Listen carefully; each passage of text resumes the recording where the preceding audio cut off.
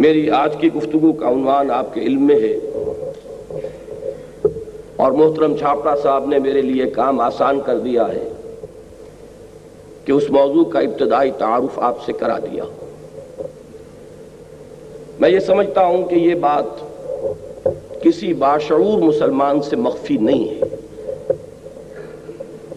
کہ ہمارے دین کی کل حقیقت کو اگر ایک لفظ میں سمو کر پیش کرنے کی کوشش کی جائے تو وہ ایک لفظ توحید ہے۔ اسلام دین توحید ہے۔ البتہ توحید کی ہماگیریت، توحید کے انسان کے علم و فکر، نقطۂ نظر، اس کے ویلیو سٹرکچر، اس کی عملی جد و جہد، اس سب پر حاوی ہونے کا تصور کچھ عرصے سے ہمارے ہاں بہت کم ہو گیا ہے، اور عام طور پر تصور یہ ہے کہ توحید کا تعلق عقیدے سے ہے۔ میں در حقیقت اسی ضمن میں آج کچھ گزارشات وہ پیش کرنا چاہتا ہوں کہ جو میری نگاہ میں اس وقت عام مسلمانوں کے ذہنوں سے اوجھل ہو چکی ہیں، اور وہ یہ کہ توحید کے عملی تقاضے کیا ہیں۔ دیکھیے، میں سب سے پہلے یہ چاہوں گا کہ آپ ذہن میں ایک نقشہ بنا لیں، جس طرح عام طور پر تعلیم و تدریس کے ضمن میں ہوتا ہے کہ توحید، اب اس کو دو حصوں میں تقسیم کیجئے۔ ایک ہے علمی و نظری توحید، فکری توحید، یا اگر عام مذہبی اصطلاح استعمال کریں گے تو عقیدے کی توحید، اور یہی اصطلاح استعمال کی ہے امام ابن تیمیہ رحمۃ اللہ علیہ نے، توحید فی العقیدہ۔ اور دوسری توحید ہے عملی توحید، انسان کے رویے میں جو توحید کے نتائج مترتب ہونے چاہیے، یہ ہے دوسری قسم توحید کی۔ پھر اس توحید فی العقیدہ کی طرح امام ابن تیمیہ نے رحمت اللہ علیہ اس کے لیے ایک اصطلاح وضع کی ہے، توحید فی الطلب۔ یہ میں بعد میں عرض کروں گا کہ یہ اصطلاح انہوں نے کہاں سے اخذ کی اور اس کا اس عمل کے ساتھ کیا، کتنا گہرا اور کتنا منطقی ربط ہے۔ اب ان دو کو بھی مزید سب ڈیوائیڈ کیجئے اپنے ذہن میں۔ توحید فی العقیدہ کے بھی دو حصے ہیں۔ ایک توحید ذات، اللہ کی ذات کے بارے میں یہ جاننا کہ وہ تنہا ہے،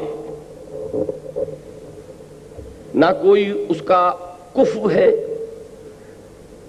نہ اس کے کوئی والدین ہیں، نہ اس کی کوئی اولاد ہے، نہ اس کا کوئی ہم پلہ ہے۔ یہ ہے توحید ذاتی، توحید فی الذات۔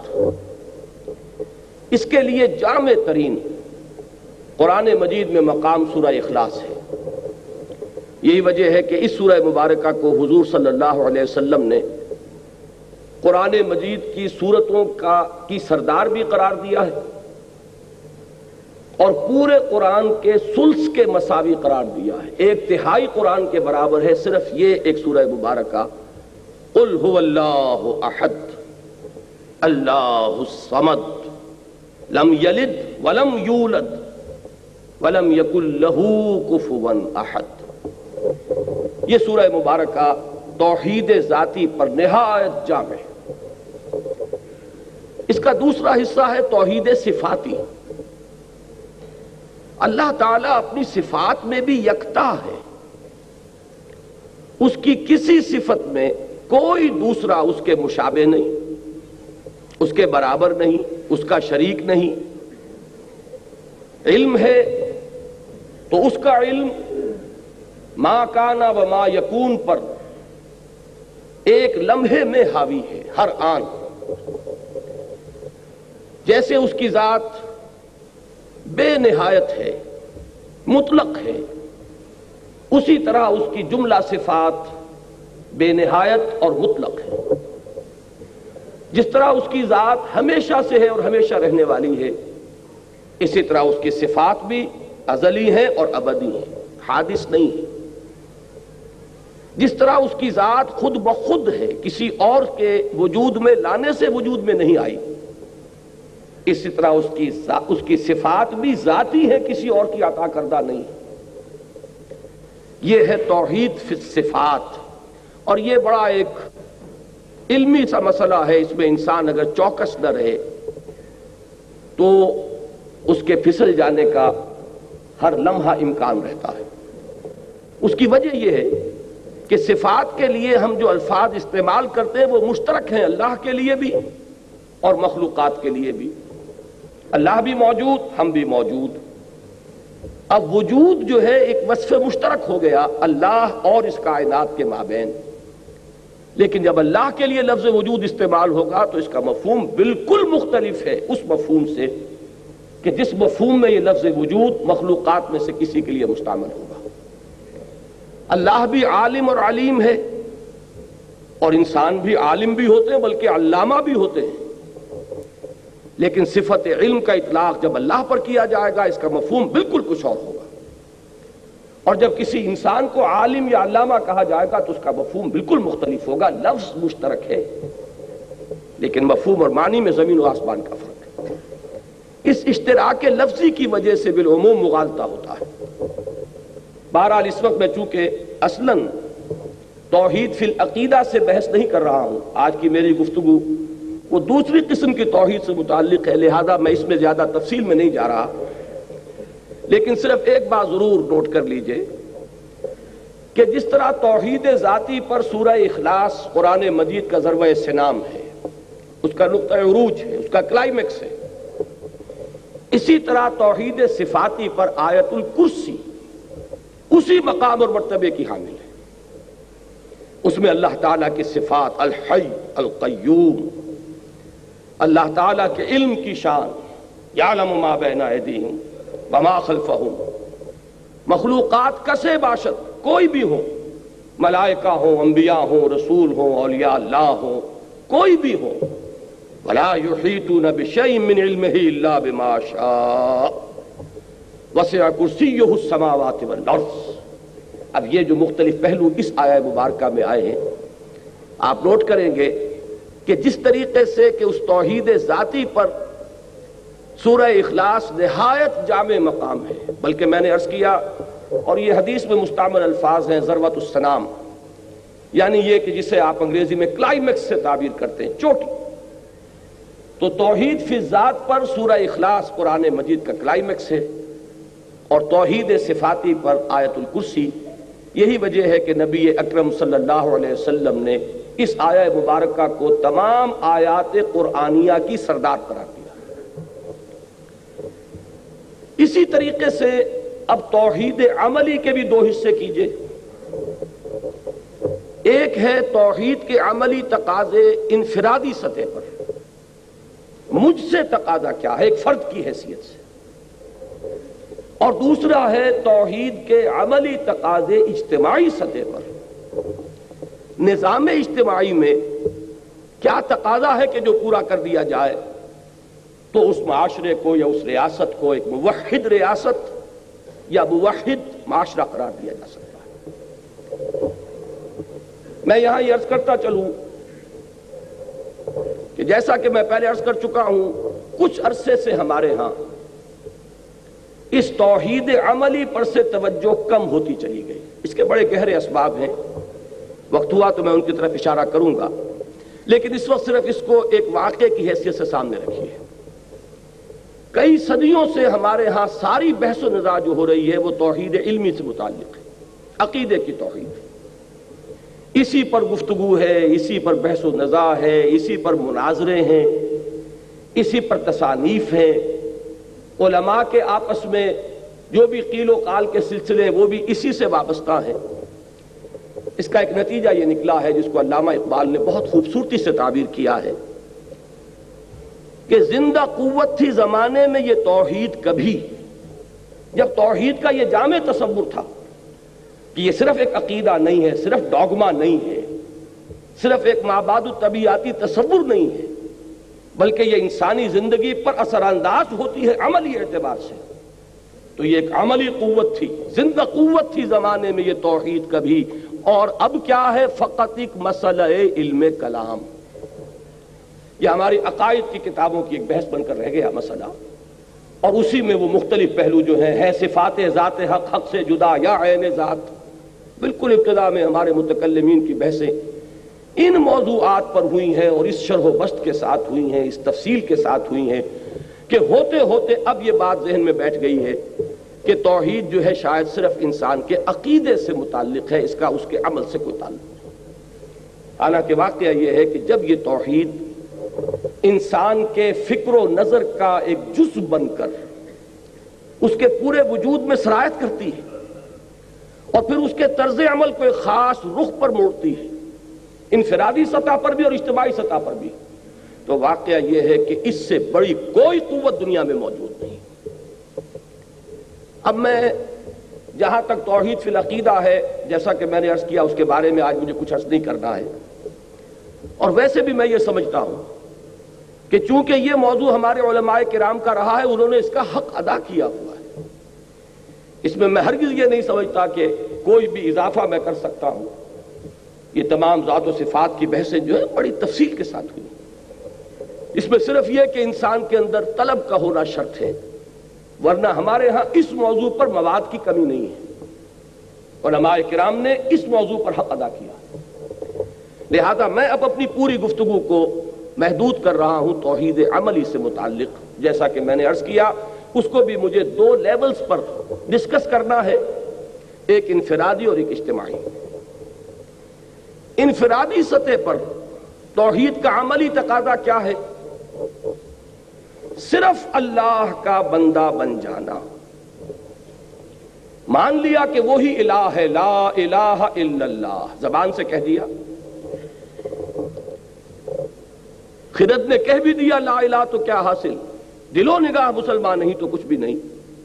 جب یہ لا الہ انسان کی زبان اور اس کے خرد سے ذرا نیچے اتر کر قلب میں جاگزی ہوتا ہے تو اس کا جو نتیجہ برآمد ہوگا وہ کیا ہے؟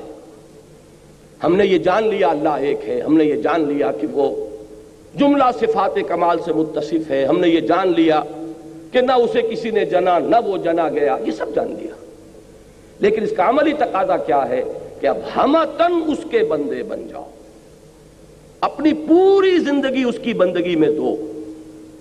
اور یہ بندگی میں دینا، اب لفظ اخلاص یہاں نوٹ کیجئے، اخلاص کے ساتھ ہو۔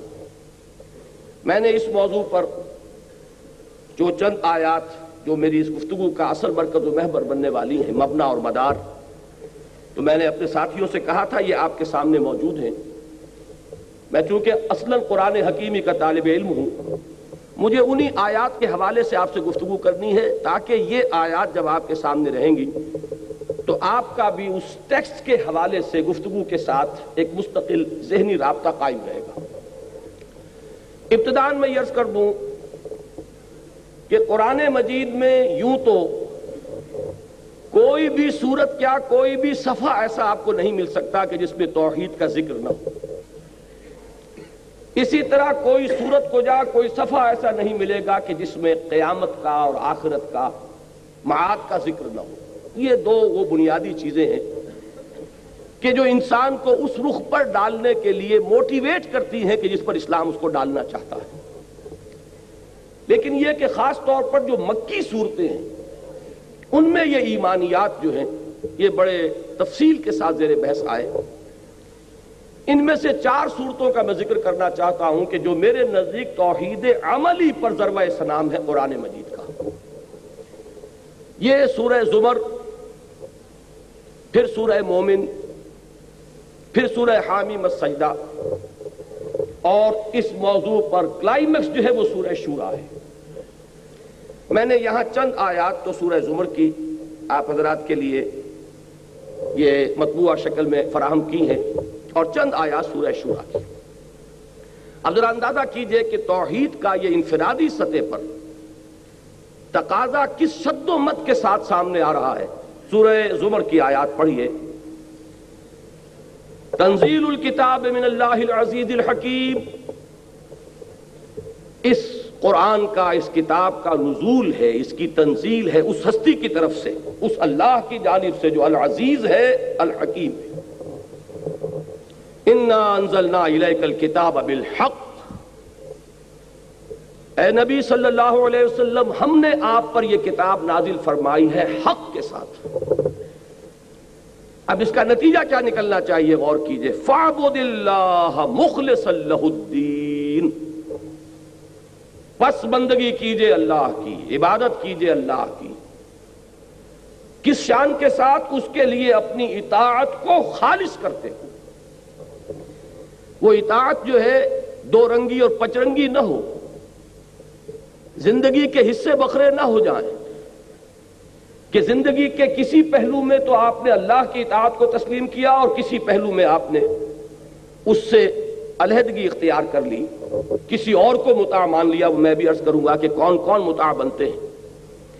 اگلا ٹکڑا دیکھیے، میں سمجھتا ہوں کہ اس قدر جامع الفاظ شاید قرآن مجید میں آپ کو کہیں اور نہ ملیں، منفرد مقام ہے، الا للہ الدین الخالص، آگاہ ہو جاؤ، اللہ کے لیے ہے خالص اطاعت، یعنی اگر ملاوٹ والی اطاعت ہوگی وہ منہ پر دے ماری جائے گی۔ اللہ کو دو رنگی اور پچرنگی زندگی مطلوب نہیں ہے، صبغت اللہ، پوری زندگی اللہ کے رنگ برنگی ہوئی ہو۔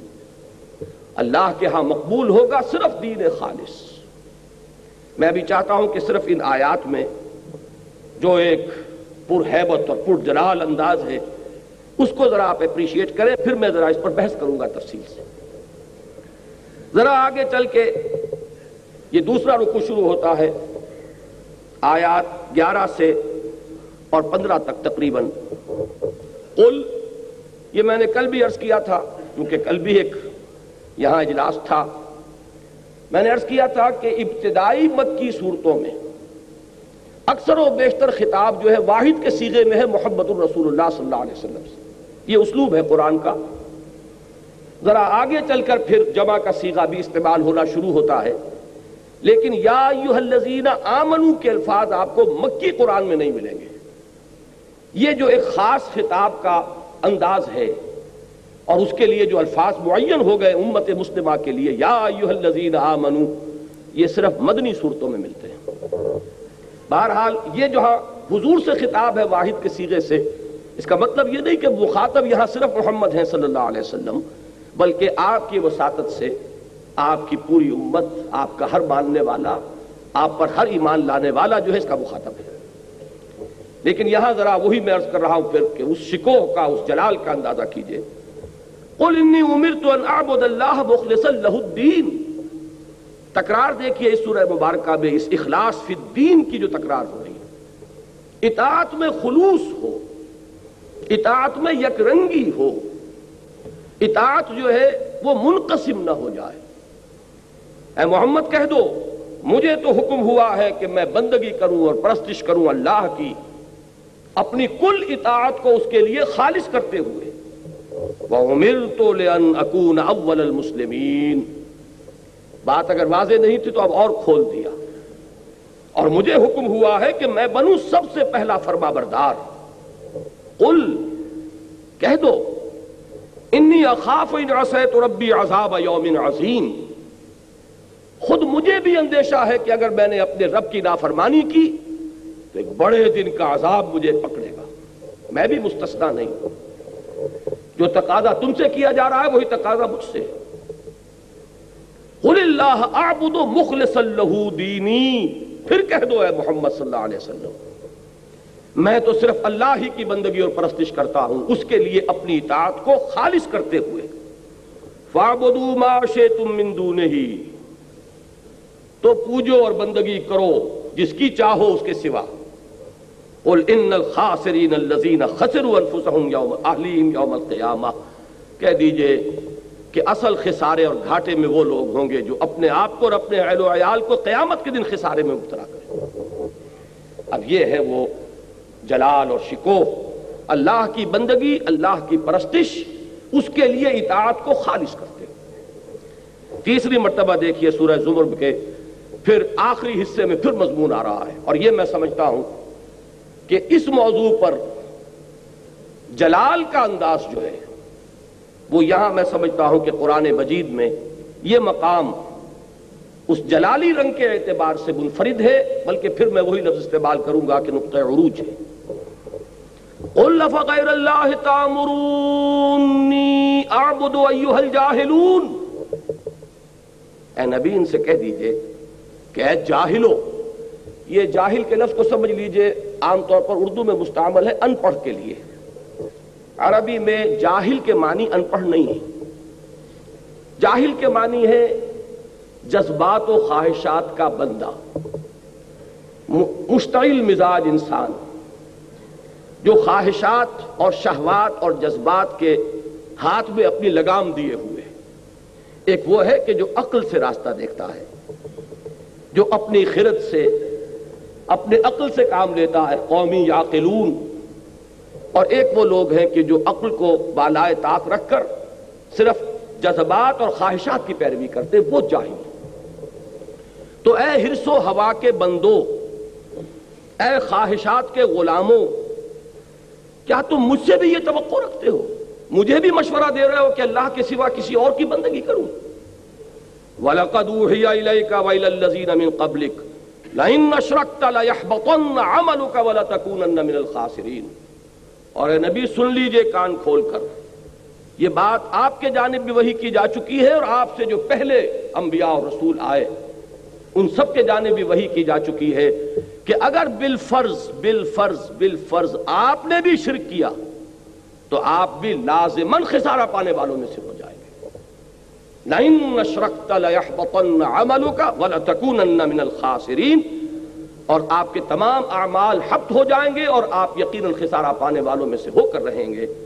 بَلِلَّهَ فَاعْبُدْ، بس ایک ہی اللہ کی بندگی کرو، وَكُن مِّنَ الشَّاكِرِينَ، اور اس کے شکر گزار بندوں میں سے بن جاؤ۔ اب یہ آیات ہے ایک سورت کی، سورہ زمر کی۔ جن حضرات کو بھی قرآن مجید سے کوئی مناسبت ہے، ان کا کچھ استحضار ہے، وہ اس بات کو محسوس کریں گے کہ اس پہلو سے اللہ کی عبادت اخلاص فی الدین کے ساتھ یہ جامع ترین مقام ہے قرآن حکیم کا۔ اب ذرا اس کا تجزیہ کیجئے، عبادت کہتے کسے؟ ہمارے اس دور زوال میں اور دور انحطاط میں عبادت کا تصور بھی نہ صرف محدود ہوا ہے بلکہ مسخ ہو گیا۔ ایک ہے کسی چیز کا محدود ہو جانا، ایک ہے اس کا بنیادی طور پر مسخ ہو جانا۔ میرے نزدیک کانسیپٹ جو ہے عبادت کا وہ صرف محدود نہیں ہوا، مسخ ہوا ہے، پرورٹڈ کانسیپٹ، کہ بس چند ریچولز ہیں، نماز روزہ ہے، جن کا انسانی زندگی کے ساتھ کوئی تعلق نہیں رہا، وہ ایک علیحدہ سے ایک اپینڈکس ہے، ایک ضمیمہ ہے، اس کے سوا اس کی کوئی حقیقت نہیں۔ رہ گئی رسم اذاں روح بلالی نہ رہی، اور فلسفہ رہ گیا تلقین غزالی نہ رہی۔ حج کی ایک رسم ہے جو ہو رہی ہے، 30 لاکھ افراد حج کرتے ہیں، لیکن یہ کہ اس کا کوئی اثر دنیا میں محسوس نہیں ہوتا۔ دنیا میں کیا محسوس ہوگا؟ خود مسلمان معاشرے میں کوئی اثر محسوس نہیں ہوتا۔ جس ملک سے 1 لاکھ کی تعداد میں حاجی جاتے اور آتے ہیں، کل بھی میں نے عرض کیا تھا کہ 1% ہی اگر انسان کے اخلاق، کردار اور تقوی میں بحیثیت مجموعی اضافہ ہو جائے ہر سال 1 لاکھ افراد کے حج سے، تو یہ 40 سال میں ہمارے ہاں یہ اخلاق اور تقوی جو ہے یہ کہاں سے کہاں پہنچ گئے ہوتے ہیں۔ لیکن معلوم ہوتا ہے کہ زندگی کے ساتھ اس کا کوئی تعلق نہیں۔ یہ ایک علیحدہ سے ضمیمہ ہے، اپینڈکس ہے، اس کا ہمارے فکر سے، ہمارے نقطہ نظر سے، ہمارے ویلیو سٹرکچر سے، ہمارے زندگی میں رویے سے کوئی تعلق نہیں۔ تو یہ تصور تو در حقیقت پرورٹڈ تصور ہے۔ یہ عبادات ہیں، اس میں کوئی شک نہیں، لیکن حقیقت میں عبادت نام ہے پوری زندگی میں اللہ کی بندگی، اور اس کے لیے یہ عبادات تیار کرتی ہیں۔ اقیم الصلاۃ علی ذکری، نماز کو قائم کرو میری یاد کے لیے، بھول نہ جاؤ۔ کل ہی میں سنا چکا ہوں یہاں حفیظ جالندری کا شعر، بڑا پیارا شعر ہے، مجھے بہت پسند ہے، کہ سرکشی نے کر دیے دھندلے نقوش بندگی، آؤ سجدے میں گریں لوح جبیں تازہ کریں۔ یہ سرکشی، یہ تمرد جو ہے، اس نے ہمارے اندر سے وہ عبدیت کا نقش جو ہے کچھ اس کی وجہ سے دھندلا گیا ہے۔ سجدے میں گرو تاکہ وہ نقش پھر تازہ ہو۔ تو تو نماز اس لیے ہے، روزہ اس لیے ہے تاکہ تم اپنے جو آپ کے اینیمل انسٹنکٹس ہیں ان پر قابو یافتہ ہو سکیں. یہ نہ ہو کہ اندر سے بھوک کا تقاضا ابھرے اور آپ اتنے بےتاب ہو جائیں کہ حلال اور حرام کی تمیز نہ رہے. اندر سے آپ کی شہوت جو ہے انگڑائی لے اور آپ اندھے ہو جائیں کہ آپ کو کچھ نہ نظر آئے کہ اس کے لیے حرام راستہ کون سا ہے اور حلال راستہ کون سا. اس کے لیے ایک مشق ہے. کتب علیکم الصیام کما کتب علی الذین من قبلکم لعلکم تتقون. اور اگر عین حالت صوم میں جھوٹ بولا جا رہا ہو، عین حالت صوم میں بے ایمانی کی جا رہی ہو، عین حالت صوم میں رشوت دی یا لی جا رہی ہو، تو اس کو حضور نے فرما دیا ہے، آپ نے کوئی چیز چھپا کر نہیں رکھی کہ کم من صائم لیس لہ من صومہ الا الجوع، کہ کتنے ہی روزے دار ایسے ہیں کہ انہیں اپنے روزوں سے سوائے بھوک اور پیاس کے اور کچھ حاصل نہیں. من لم يدع قول الزور والعمل به فليس لله حاجة ان يدع طعامه وشرابه. جو شخص جھوٹ بولنا اور جھوٹ پر عمل کرنا ترک نہیں کرتا تو اللہ کو تو کوئی احتیاج نہیں ہے کہ وہ اپنا کھانا پینا ترک کر دے. یہ روزہ نہیں ہے، فاقہ ہے. زکوٰۃ اس لیے ہے کہ مال کی محبت کو دل میں سے کھرچ دے. یہ ساری چیزیں در حقیقت اس بڑی عبادت کے لیے تیار کرنے والی ہیں. میں اللہ کا شکر ادا کرتا ہوں کہ بہت سے مفکرین، مصنفین، دانشور، بہت سے داعیان الی اللہ، ان کی کوششوں کے ذریعے سے یہ تصور عام ہو چکا ہے. اب ہمارے بالکل عوام الناس میں جو حالہ میں تو شاید یہ بات ہو کہ وہ صرف ریچولسٹک کانسیپٹ جو ہے وہ ابھی چلا آ رہا ہو، لیکن پڑھے لکھوں لوگوں کی ایک بڑی تعداد جو ہے اب اس حقیقت سے تو آشنا ہو چکی ہے کہ عبادت کا مفہوم ہے پوری زندگی میں اللہ کی بندگی. زندگی آمد برائے بندگی، زندگی بے بندگی شرمندگی. لیکن میں یہ سمجھتا ہوں اس فہرست میں یقیناً میرے نزدیک اس دور میں جو بڑے بڑے مشاہیر جن کے نام آئیں گے ان میں علامہ اقبال کا نام سر فہرست ہے، اس لیے کہ ان کا دائرہ جو ہے وہ بہت پھیلا ہے، بہت وسیع ہوا ہے اثر اور نفوذ کا. پھر اسی میں آپ کو مولانا مودودی کا نام ملے گا جنہوں نے اس تصور کو واضح کیا ہے. یہ تصور جو ہے اور بھی بہت سے اہل قلم حضرات ہیں کہ جنہوں نے اب عام کر دیا ہے.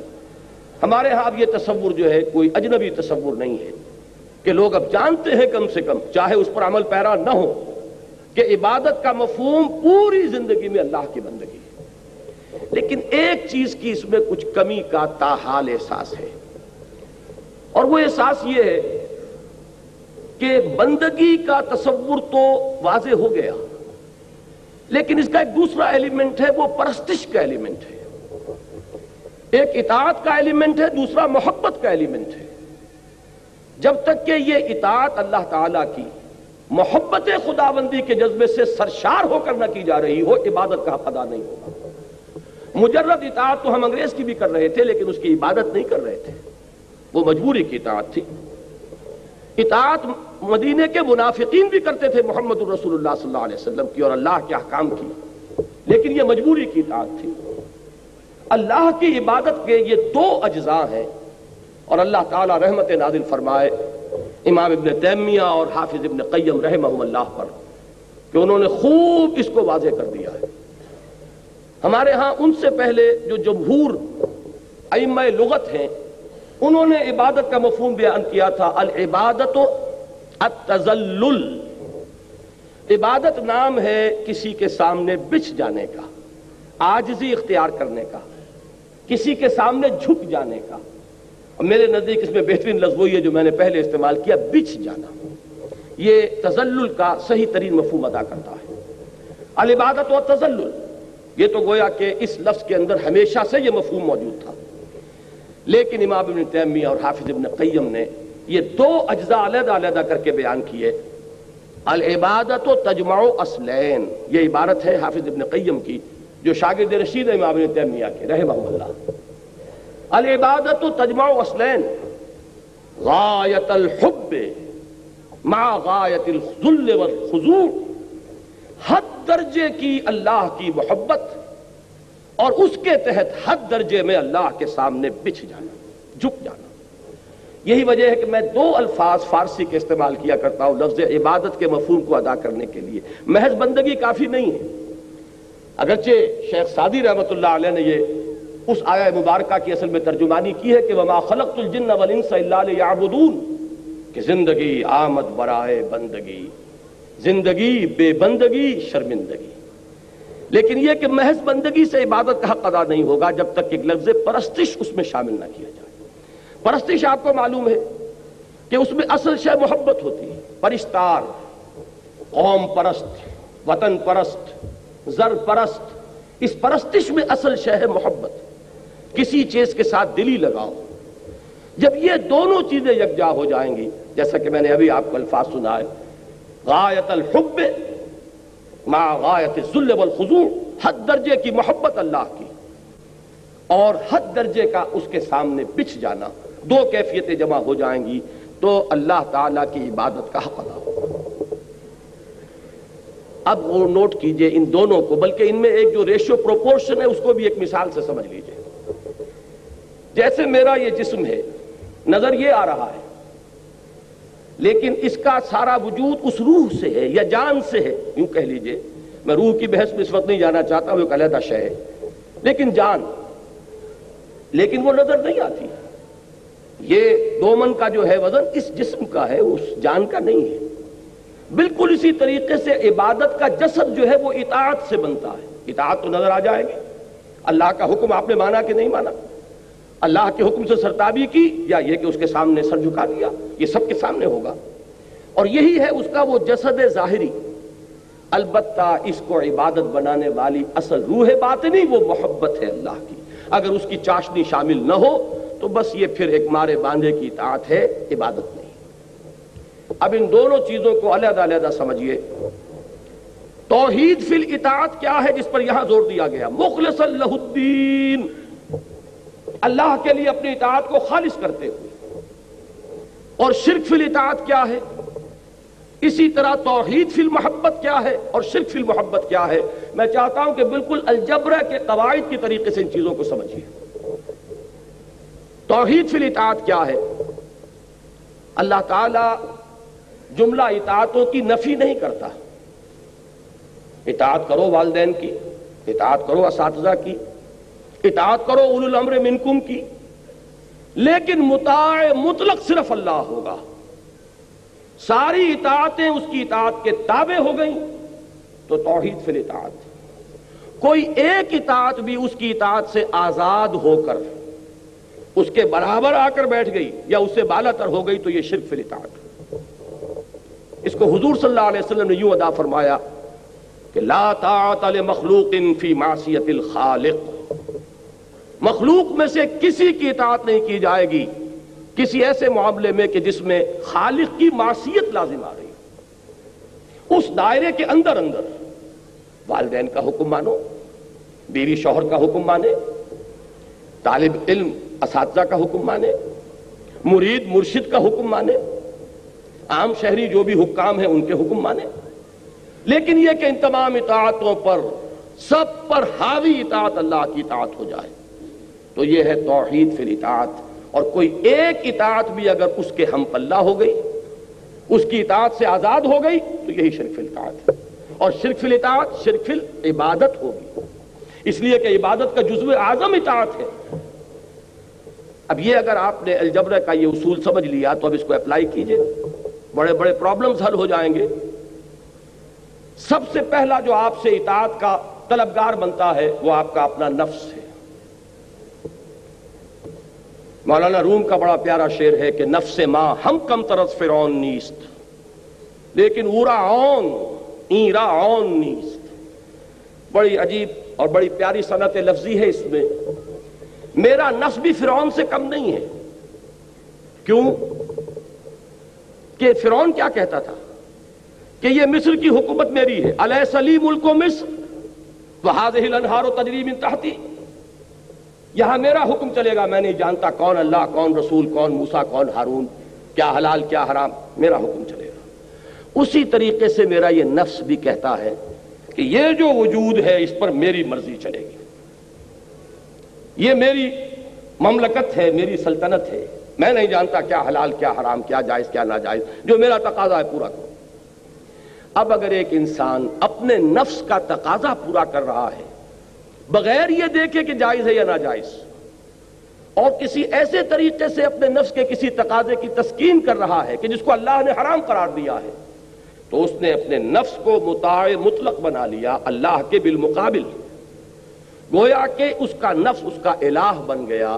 قرآن مجید نے 2 مقامات پر اس کو صاف کر دیا، ارأیت من اتخذ الہہ ہواہ افانت تکون علیہ وکیلا۔ اے نبی، آپ نے غور کیا اس شخص کے حال پر جس نے اپنی خواہش نفس کو اپنا معبود بنایا ہوا ہے؟ ذرا نوٹ کیجئے، یہاں لفظ الہ کا آیا ہے کہ یہ بیٹھ کر 1000 دانے کی تسبیح پڑھ رہا ہے، لا الہ الا اللہ لا الہ الا اللہ، لیکن اس بدبخت کا نفس اندر جو ہے الہ بنا بیٹھا ہے۔ جو مخلوت می روند آکار دیگر می کنند، وہاں جا کر اس کا نفس اس کا معبود ہوتا ہے۔ معلوم یہ ہوا اے نبی، کیا آپ ایسے شخص کی ذمہ داری قبول کر سکتے ہیں جس نے کہ اپنی خواہش نفس کو اپنا الہ بنا لیا ہے؟ لفظ الہ تاکہ کوئی اشتباہ نہ رہے، یا لفظ مطاع آتا تو شاید آپ کہتے کہ مطاع کا لفظ الہ کا لفظ تو نہیں۔ ارأیت من اتخذ الہہ ہواہ افانت تکون علیہ وکیلا۔ اب یہ نوٹ کر لیجئے، آسان نہیں ہے اس نفس کے پنجے سے رستگاری۔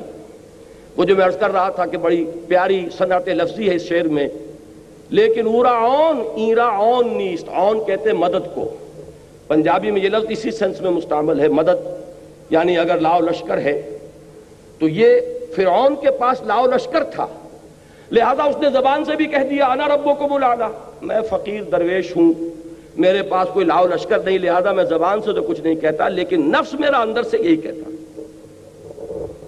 یہاں سے آگے چلتے جائیے، جس شے کو بھی آپ نے اللہ تعالیٰ کی اطاعت سے آزاد ہو کر مطاع مان لیا، چاہے عقیدے میں نہیں مانا، عمل میں مانا، وہ عمل میں آپ کا مطاع مطلق بنا، وہ عمل میں آپ کا معبود بنا، اور وہ توحید فی الاطاعت کے دائرے سے آپ نکل گئے۔ اب اسی طریقے سے محبت کو لیجئے، یہاں بھی فارمولہ وہی ہے، محبت کی نفی نہیں ہے۔ اولاد سے محبت کرو، وطن سے محبت کرو، قبیلے سے محبت کرو، قوم سے محبت کرو، بیوی سے محبت کرو، بیوی شوہر سے محبت کرے، والدین سے محبت کرو، قطعاً کوئی حرج نہیں، لیکن تمام محبتوں سے بالا تر محبت اللہ کی رہے، تب تو یہ توحید فی المحبت ہے۔ اور توحید فی المحبت اصل روح ہے، اصل جان ہے توحید فی العبادت کی، اس لیے کہ عبادت کو میں نے 2 اجزاء میں تقسیم کر دیا آپ کے سامنے، اطاعت اور محبت۔ اگر کسی ایک شے کی محبت بھی اللہ کی محبت کے برابر آ کر اس دل کے سنگھاسن پر بیٹھ گئی تو یہ شرک فی المحبت ہوگا، اور کوئی محبت اس سے بھی بالا تر ہو گئی تو اب شرک سے بھی کوئی بڑا لفظ اس کے لیے آپ کو وضع کرنا ہوگا۔ یہ اگر اصول سامنے آ گیا تو اب نوٹ کیجئے، مال کی محبت، اگر اس مال کی محبت میں آپ اتنے مبتلا ہیں کہ حلال اور حرام کی تمیز ختم ہو گئی ہے، تو آپ کا محبوب حقیقی یہ مال ہے۔ جو محبوب حقیقی ہے وہی در حقیقت معبود حقیقی ہے۔ آپ کا معبود دولت ہے۔ فرق صرف یہ ہے کہ ہندو نے لکشمی دیوی کی مورتی بھی بنا لی، اس کو ڈنڈوت کرتا ہے، اس کو سجدہ کرتا ہے، لیکن ظاہر بات ہے کہ وہ لکشمی دیوی کو پوجتا ہے تو لکشمی دیوی کے لیے نہیں پوجتا، دولت کے لیے پوجتا ہے، اس لیے کہ وہ دولت کی دیوی ہے۔ اس کے خیال میں جس پر اس کی نگاہ کرم ہو جائے گی اس کے بارے نیارے ہو جائیں گے۔ آپ نے کوئی لکشمی بائی یا لکشمی دیوی تو سامنے نہیں رکھی، لیکن جو نتیجہ ہے وہاں تک آپ بھی پہنچے ہوئے کہ ہوس چھپ چھپ کے سینوں میں بنا لیتی ہے تصویریں، اندر تو وہ بت کدے آباد ہیں۔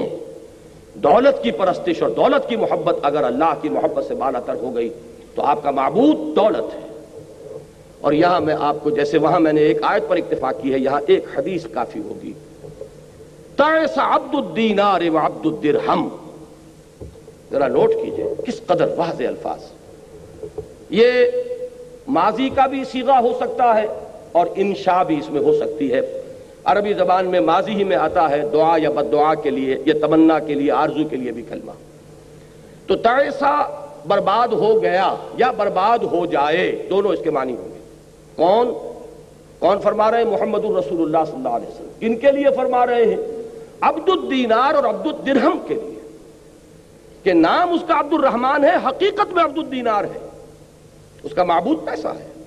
حلال سے آئے حرام سے آئے، جائز سے آئے ناجائز سے آئے، صحیح سے آئے غلط سے آئے، پیسہ آئے، تو معلوم ہوا کہ اصل محبت کس کی ہوئی؟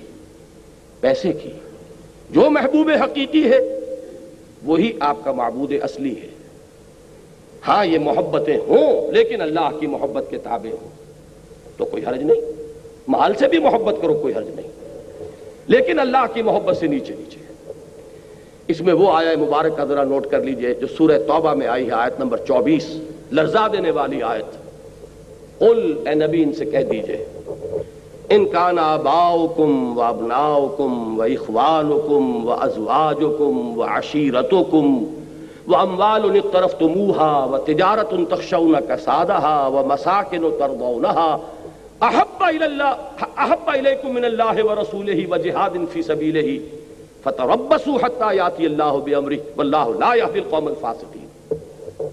اے نبی ان سے کہہ دیجئے اگر تمہیں اپنے باپ، اپنے بیٹے، اپنے بھائی، اپنی بیویاں، اپنے اعزاء و اقارب، اپنے وہ مال جو تم نے بڑی محنت سے جمع کیے ہیں، اپنے وہ کاروبار جن کا تمہیں اندیشہ لاحق رہتا ہے کساد بازاری کا، اور اپنے وہ گھر جو بڑے ارمانوں سے بنائے ہیں اور سجائے ہیں، اگر یہ 8 چیزیں تمہیں محبوب تر ہیں اللہ سے اور اس کے رسول سے اور اللہ کی راہ میں جہاد سے، تو جاؤ دفع ہو جاؤ، انتظار کرو یہاں تک کہ اللہ اپنا فیصلہ سنا دے، اور اللہ ایسے فاسقوں کو ہدایت نہیں دیتا۔ یہ تو منفی انداز ہے، اور مثبت انداز میں فرما دیا گیا سورہ بقرہ میں والذین آمنوا اشد حبا للہ۔ یہ شرک فی المحبت اور توحید فی المحبت پر یہ آیت جو ہے یہ قرآن مجید کا ذروہ سنام ہے۔ وَمِنَ النَّاسِ مَن يَتَّخِذُ مِن دُونِ اللَّهِ أَندَادًا يُحِبُّونَهُمْ كَحُبِّ اللَّهِ وَالَّذِينَ آمَنُوا أَشَدُّ حُبًّا لِلَّهِ۔ اس آیت کے حوالے سے وہ بات ذرا میں چند منٹ آپ کے لوں گا کہ وہ لفظ مطلوب جو استعمال کیا امام ابن تیمیہ نے وہ واضح ہو جائے۔ اصل میں جو شے انسان کی محبوب ہے وہی اس کا مطلوب ہے، اور اللہ تعالیٰ نے انسان کی نفسیات کچھ اس طور سے بنائی ہے کہ اس میں کسی نہ کسی شے سے محبت اور کسی نہ کسی شے کی طلب جو ہے وہ باقی تمام اس کے انسٹنکٹس پر غالب آ جاتی ہے۔ مثلا یہ کہ ایک وطن پرست انسان ہے، وطنیت ایک نظریہ ہے سیاسی تمدنی، اس کا نتیجہ کیا نکلتا ہے کہ وطن کی محبت تمام محبتوں پر بالا تر ہو جائے۔ قوم پرست انسان آپ کسے کہتے ہیں؟ کہ جس میں قوم کی محبت تمام محبتوں سے بالا تر ہو جائے۔ یہی وہ چیز ہے جس کو کہ جیسا کہ میں نے عرض کیا کہ یہ جدید چونکہ تصورات ہیں، یہ نیشنلزم کا جو بھوت آج پوری دنیا کے سروں پر سوار ہے، ہمارے علماء اس سے واقف نہیں ہیں بالعموم۔ اس کو پہچاننے والا وہی شخص ہو سکتا تھا جس نے اپنے بارے میں کہا ہے کہ میں خود اس آگ میں ڈالا گیا ہوں مثل خلیل، کہ میں اس آگ میں ڈالا گیا ہوں مثل خلیل۔ جدید فکر، جدید تہذیب، جدید تمدن کو اندر سے جا کر جس نے دیکھا تھا وہ شخص تھا کہ جس نے اس کو پہچانا کہ یہ وطنیت کا نظریہ جو ہے اس دور میں یہ سب سے بڑا شرک ہے، اس لیے کہ اس میں وطن کی محبت کو تمام محبتوں پر بالا تر کیا جاتا ہے۔ وطن کی جے، یہ کیا ہے؟ وطن کی عظمت کا ترانہ ہے جو اب آپ گاتے ہیں کھڑے ہو کر، یہ اس کی عبادت ہے جو آپ سر انجام دیتے ہیں۔ وطن کے جھنڈے کو سلامی جو دی جاتی ہے، حقیقت میں اس دور کے شرک کے سب سے بڑے مظاہر یہ ہیں۔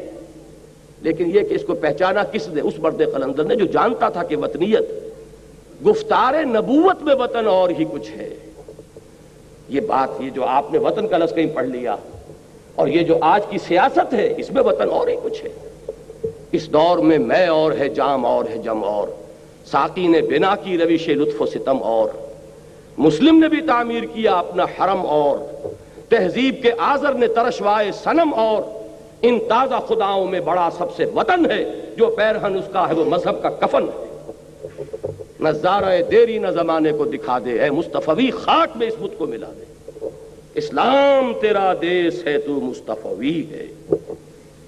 یہ جو نظریہ ہے، اب میں عرض کر رہا تھا کہ انسان کی اس کی کچھ نفسیاتی ساخت ایسی ہے، اس کو بہت خوبصورتی سے اور بڑی ڈیٹیلز میں ڈسکس کیا ڈاکٹر رفیع الدین نے، آئیڈیالوجی آف دی فیوچر جو ان کی مارکۃ الآراء کتاب ہے، کہ انسان کسی نہ کسی شے سے محبت کرنے پر مجبور ہے، اور اس کی محبت میں پھر وہ مشقتیں جھیلتا ہے، قربانیاں دیتا ہے، فاقے کرتا ہے اور لذت محسوس کرتا ہے۔ یعنی ہمارے ویسٹرن سائیکالوجسٹ جو ہیں وہ تو سب سے بڑا انسٹنکٹ کہیں گے پریزرویشن آف دی سیلف. انسان کا سب سے بڑا انسٹنکٹ جو ہے اپنے وجود کا تحفظ ہے. لیکن آپ غور کیجئے کمیونسٹ کو کہ وہ کس طرح اپنی جان کی بازی کھیلتا ہے اپنے اس انقلاب کے لیے کہ جو اس کے پیش نظر ہے. اندازہ کیجئے ان جاپانیوں کا جو بموں میں بیٹھ کر گئے ہیں. انہیں معلوم ہے کہ میرے تو چیتھڑے اڑ جائیں گے, یہ بم جب میں کسی جہاز کی چمنی میں لے کر اتروں گا تو میرا تو وجود کہیں نہیں رہے گا, وہ جہاز کے ٹکڑے تو بعد میں ہوں گے. معلوم ہوا کہ سب سے بڑا اینیمل انسٹنکٹ جو ہے وہ کسی ازم کے یا کسی محبت یا کسی نظریے اس کے تابع ہو کر رہ گیا ہے. انسان فاقے کرتا ہے, اس سے دلی مسرت حاصل ہوتی ہے کہ میں نے اپنے نظریے کے لیے فاقہ کیا ہے, میں نے اپنے مقصد زندگی کے لیے جیل کاٹی ہے, میں نے اپنے مقصود کے لیے سختیاں جھیلی ہیں. تو یہ جو ہے کسی نہ کسی شے کو اپنا محبوب بنانا اور مطلوب بنانا, یہ انسان کی فطرت ہے. اب جن لوگوں کی رسائی تو اللہ تک ہو گئی تو وہ تو محبوب حقیقی ہے ہی ہے, لیکن جن کی رسائی وہاں نہیں ہوئی انہوں نے کسی نہ کسی کو تراش لیا ہے, اس کو اپنا محبوب بنایا ہے. می تراشد فکر ما ہر دم خدا بندے دیگر, رست از یک بندتا افتاد در بندے دیگر. مجبور ہے انسان کہ کسی نہ کسی کو تراش کر اور اپنے دل کے سنگھاصل پر بٹھائے. وہ کوئی نظریہ بھی ہو سکتا ہے. ایک تخیل کے حسن مبہم پر ساری ہستی مٹائی جاتی ہے. انسان ایک نظریے کے لیے بھی اپنا سب کچھ قربان کرنے کے لیے تیار ہوتا ہے. یہ ہے اس کا مطلوب. قرآن مجید میں یہ سورہ حج کے آخری رکوع میں آیا ہے ضعف الطالب والمطلوب. اللہ کے سوا کسی کو تم نے مطلوب بنایا تو وہ مطلوب بھی بیچارہ اور عاجز, اور طالب اس سے بھی بڑھ کر عاجز اور بیچارہ. جس کا مطلوب عاجز اور بیچارہ ہے, ایک ہی مطلوب حقیقی اور وہ اللہ ہے. یہ ہے وہ مطلوب کا لفظ جس کو امام ابن تیمیہ رحمۃ اللہ علیہ نے استعمال کیا. انسان کا مطلوب صرف اللہ بن جائے. اور یہ بات آپ نے سنی ہوگی, ہمارے ہاں صوفیہ کے حلقے میں یہ عام ہے کہ لا الہ الا اللہ, اس کا ایک مفہوم ہے عوامی سطح پر, وہ کیا ہے لا معبود الا اللہ. اور اس کا ایک مفہوم ہے جو اس سے ذرا اونچا اٹھتا ہے انسان شعور کے اعتبار سے, اس کا لیول آف کانشسنس اگر بلند ہوگا تو اسی لا الہ الا اللہ کا مفہوم جو منکشف ہوگا وہ کیا ہوگا, لا مقصود الا اللہ, لا مطلوب الا اللہ, لا محبوب الا اللہ. یہاں تک پہنچے تو اب آپ کی وہ توحید عملی پوری ہوئی کہ آپ کا مقصود اللہ ہو, آپ کا مطلوب اللہ ہو, آپ کا محبوب اللہ ہو. اور پہلے میں نے عرض کیا آپ کا مطاع مطلق اللہ ہو, ساری اطاعتیں اس کی اطاعت کے تابع ہو جائیں. یہ ایک سجدہ جسے تو گراں سمجھتا ہے, ہزار سجدوں سے دیتا ہے آدمی کو نجات, لیکن آسان کام نہیں ہے, بہت کٹھن کام ہے. اس کے لیے یہ ہے کہ انسان کو اپنے نفس کے پنجے سے رہائی حاصل کرنا ہی آسان نہیں. وہ فارسی زبان کی جب ہماری ابتدائی تعلیم ہوا کرتی تھی تو تختی پر لکھ کے استاد دیتے تھے کریماں بے بخشائے برحال ماں کہ ہستم اسیر کمند ہوا. اے کریم میرے حال پر رحم فرما کہ میں تو اپنی خواہشات کے پھندوں میں پھنسا ہوا ہوں. کہ ہستم اسیر کمند ہوا, اس کمند ہوا و ہوس کی اسیری سے اپنے آپ کو نکالنا آسان نہیں. لیکن بہرحال میں انفرادی سطح پر توحید کے عملی تقاضے کے ضمن میں اس پر اکتفا کر رہا ہوں. اللہ کا بندہ بننا, ہمتن اسی کا بندہ, پوری زندگی اسی کی اطاعت میں, یعنی تمام اطاعتیں اس کی اطاعت کے تابع, تمام محبتیں اس کی محبت کے تابع, تمام جتنے بھی اندر سے تقاضے اور طلبیں ابھرتی ہیں وہ تمام اللہ کی طلب کے تحت ہو جائیں. وَمِنَ النَّاسِ مَن يَتَّخِذُ مِن دُونِ اللَّهِ أَندَادًا يُحِبُّونَهُمْ كَحُبِّ اللَّهِ وَالَّذِينَ آمَنُوا أَشَدُّ حُبًّا لِلَّهِ. جو حقیقتاً مومن ہے, جو واقعتاً ایمان کا رمز آشنا ہو گیا ہے, وہ سب سے زیادہ محبت کرتا ہے اللہ کے ساتھ. یہ اشد حبا للہ, یہ عبادت کا وہ باطنی روح والا پہلو ہے. اب ذرا آئیے سورہ زمر سے آگے چلیے. سورہ مومن کی میں صرف ایک آیت کا حوالہ دوں گا, وہ یہاں پر تباہ شدہ نہیں ہے کیونکہ وہ میری گفتگو میں اس وقت اصل فوکس میں وہ پوائنٹ نہیں ہے. لیکن یہ کہ اس کو ضمن نوٹ کر لیجئے, چونکہ حدیث میں آتا ہے کہ الدعاء مخ العبادہ, الدعاء هو العبادہ. دعا جو ہے وہ عبادت کا اصل جوہر ہے. بلکہ اس سے بھی آگے بڑھ کر دعا ہی اصل عبادت ہے. جس کو آپ پکارتے ہیں وہی آپ کا معبود ہے، جس کو آپ نے مشکل کشا سمجھا ہے وہی آپ کا معبود ہے، جس کو حاجت روا مانا ہے وہی آپ کا معبود ہے. یہ ہے وہ دعا کا پہلو. اس دعا کے ضمن میں اگرچہ قرآن مجید میں دوسرے مقامات پر لا تدعوا مع اللہ احدا، دیکھو اللہ کے سوا کسی اور کو مت پکارنا، اللہ کے ساتھ کسی اور کو شامل نہ کر لینا، یہ شرک فی الدعا ہے. لیکن مضمون کی مناسبت دیکھیے کہ سورہ مومن کے جو سورہ زمر کے متصلاً بعد آتی ہے، اس میں ایک تو وہ آیہ مبارکہ دعا کے موضوع پر وہ اہم ترین آیت ہے قرآن مجید کی، اور جمعوں کے خطبوں میں آپ نے بارہا سنی ہوگی. قال ربکم ادعونی استجب لکم ان الذین یستکبرون عن عبادتی سیدخلون جہنم داخرین. تمہارے رب نے یہ فرمایا ہے پکارو مجھے، مانگو مجھ سے، میں تمہاری دعائیں قبول کروں گا. اور چونکہ دعا ہی عبادت ہے لہذا فرمایا وہ لوگ جو بربنائے استکبار میری عبادت اور مجھ سے مانگنے سے ابا کرتے ہیں انہیں ذلیل و خوار ہو کر جہنم کا ایندھن بننا پڑے گا. تو اللہ کو پکارو، اللہ سے مانگو. لیکن یہ کہ اس سورہ زمر کے ساتھ جو اس کا ربط و تعلق ہے وہ واضح ہوتا ہے آیات نمبر 65 اور 66 میں. یہ آیت نمبر 60 تھی جو ابھی میں نے آپ کو سنائی. آیت نمبر 65 ہے هو الحی لا الہ الا ہو فادعوہ مخلصین لہ الدین. دیکھیے وہی لفظ یہاں آ گیا. وہ اللہ ہے، وہ زندہ جاوید ہستی کے جس کے سوا کوئی معبود نہیں، بس پکارو اسے، اس کے لیے اپنی اطاعت کو خالص کرتے ہو. اگر دعائیں کرتے رہو اور اخلاص فی الاطاعت نہیں ہے، دعائیں تمہارے منہ پر دے ماری جائیں گی. یہ دعا کوئی میکینیکل پروسیس نہیں ہے. یہ جو آج بہت سے لوگ سوال کرتے ہیں کیا وجہ ہے ہماری دعائیں قبول نہیں ہوتی، پہلے لوگوں کی دعائیں قبول ہوتی تھی. نبی اکرم صلی اللہ علیہ وسلم نے اس کی وضاحت کر دی ہے.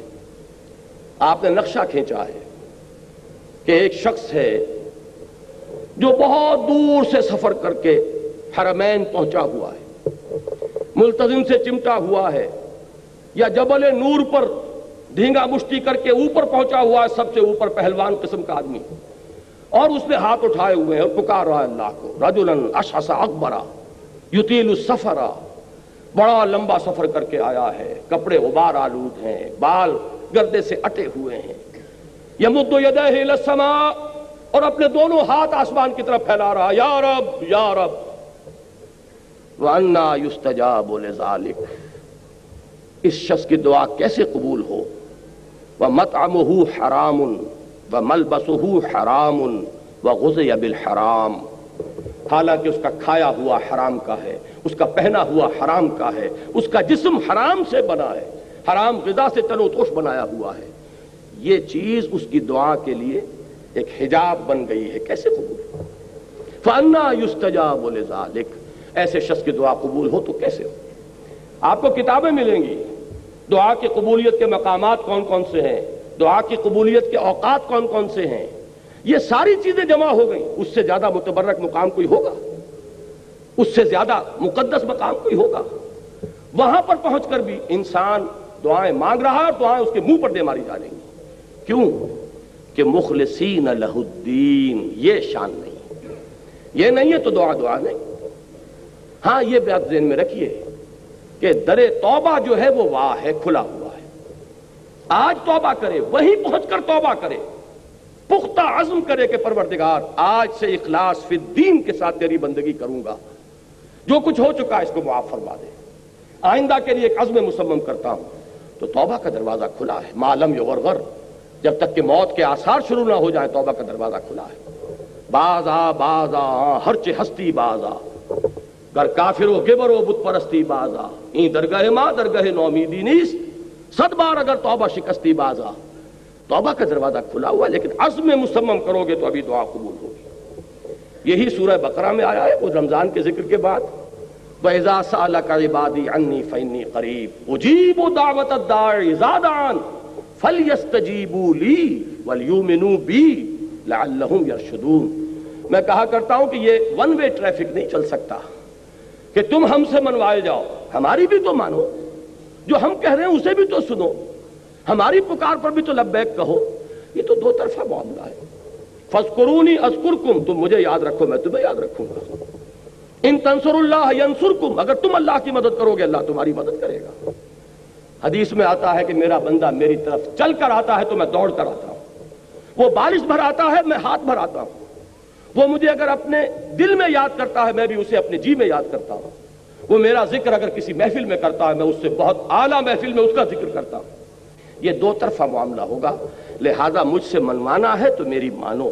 فَلْيَسْتَجِيبُوا لِي وَلْيُؤْمِنُوا.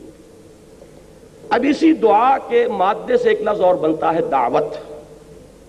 دیکھیے انفرادیت سے اب میں اجتماعیت کی طرف جا رہا ہوں.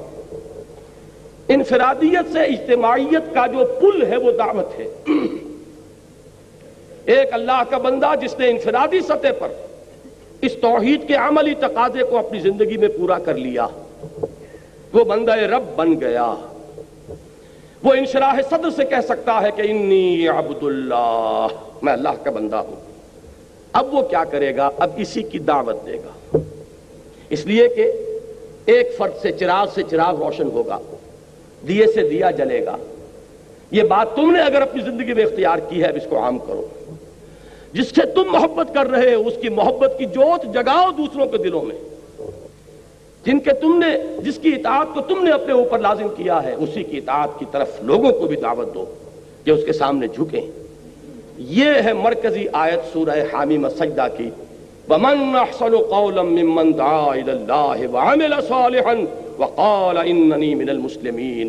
اس شخص سے بہتر بات اور کس کی ہوگی جو اللہ کی طرف بلائے اور اس کا اپنا عمل درست ہو. یہ نہیں ہے. یہ سورہ بقرہ میں یہودیوں کے بارے میں فرمایا گیا أَتَأْمُرُونَ النَّاسَ بِالْبِرِّ وَتَنْسَوْنَ أَنفُسَكُمْ وَأَنْتُمْ تَتْلُونَ الْكِتَابَ فَلَا تَعْقِلُونَ. کیا تم لوگوں کو نیکی کی دعوت دیتے اور اپنے آپ کو بھول جاتے ہو؟ درحال ہے کہ تم کتاب پڑھ رہے ہو تو کیا تم عقل سے کام نہیں لیتے؟ یہ ان کا طرز عمل تھا جو بدقسمتی سے آج ہم نے بھی اپنایا ہوا ہے. لیکن یہ کہ اصل میں دعوت کا مقام آتا ہی اس کے بعد ہے کہ خود اللہ کے بندے بنو، کہو کہ میں ہوں اللہ کا فرما بردار اور اب لوگوں کو دعوت دو. وَمَنْ أَحْسَنُ قَوْلًا مِّمَّنْ دَعَا إِلَى اللَّهِ وَعَمِلَ صَالِحًا وَقَالَ إِنَّنِي مِنَ الْمُسْلِمِينَ. یہ ہے سورہ حامیم السجدہ کی مرکزی آیت. اب اس دعوت کا ہدف کیا ہے؟ یہ ہے میری گفتگو کا اہم ترین حصہ. اس دعوت کا ہدف کیا ہے؟ کیا صرف کچھ نمازیں پڑھنے والوں کی تعداد زیادہ کر دینا؟ کیا صرف کچھ داڑھی والوں کی تعداد کا تناسب معاشرے میں بڑھا دینا؟ کیا شے ہے؟ یقیناً جب اسلامی دعوت ہوگی تو اس سے یقیناً نماز پڑھنے والوں کی تعداد زیادہ ہوگی. جو بھی اس دعوت کو قبول کریں گے وہ اتباع سنت میں حضور صلی اللہ علیہ وسلم کی سنت کی پیروی کرتے ہوئے داڑھی بھی رکھیں گے. لیکن کیا یہ اصل ہدف ہے؟ اس لیے کہ ہر کوشش کو آپ ایسس کرتے ہیں ہدف کے حوالے سے. ٹارگٹ کیا تھا؟ جانا کہاں تھا؟ مقصود کیا ہے؟ منزل کیا ہے؟ اس کے اعتبار سے اسسمنٹ ہوگی کہ کچھ آگے بڑھے کہ نہیں بڑھے. کوئی قدم ہمارا آگے بڑھ رہا ہے یا مار ٹائم کر رہے ہیں ایک جگہ پر کھڑے ہوئے؟ حرکت تو ہے لیکن کوئی فاصلہ طے نہیں ہو رہا. یہ سارا اصل میں with reference to the goal، جو بھی آپ کا ہدف ہے. ہدف کیا ہے اس دعوت کا؟ وہ ہے جو سورہ شورا کی یہ آیات 13 تا 15 جو اس موضوع پر قرآن مجید کا ذروہ سنام ہے. شرع لکم من الدین، تمہارے لیے بھی مقرر کیا ہے دین میں سے یا دین کے بارے میں. یہ دونوں ترجمے ہو سکتے ہیں لیکن نتیجے کے اعتبار سے کوئی فرق واقع نہیں ہوگا مفہوم میں. اب اتنا وقت نہیں ہے کہ میں ان کی باریکیوں میں جاؤں. کیا چیز مقرر کی ہے؟ وہی ما وصی بہ نوحا، جس کی وصیت کی تھی اللہ نے نوح کو علی نبینا علیہ الصلوۃ والسلام. والذی اوحینا الیک، اور جو اے محمد ہم نے وحی کی ہے آپ کی جانب صلی اللہ علیہ وسلم. وما وصینا بہ ابراہیم و موسیٰ و عیسیٰ، اور جس کی ہم نے تاکید کی تھی ابراہیم کو اور موسیٰ کو اور عیسیٰ کو علی نبینا علیہ الصلوۃ والسلام. اب وہ ہے کیا؟ ان اقیموا الدین ولا تتفرقوا فیہ، کہ دین کو قائم کرو. یہ دین ایک اجتماعی نظام کی حیثیت سے پوری اجتماعی زندگی پر غالب آ جائے. اس لیے کہ انسان آپ کو معلوم ہے گریگوریس اینیمل ہے، متمدن حیوان ہے، مل جل کر رہتا ہے. تمدن نے بڑے ارتقائی مراحل طے کیے ہیں. کبھی انسان غاروں میں رہتا تھا تو کوئی اجتماعیت تھی ہی نہیں، انفرادیت ہی انفرادیت تھی. اس سے آگے ایک قبیلے کا نظام بنا تو کچھ نہ کچھ اجتماعیت آئی.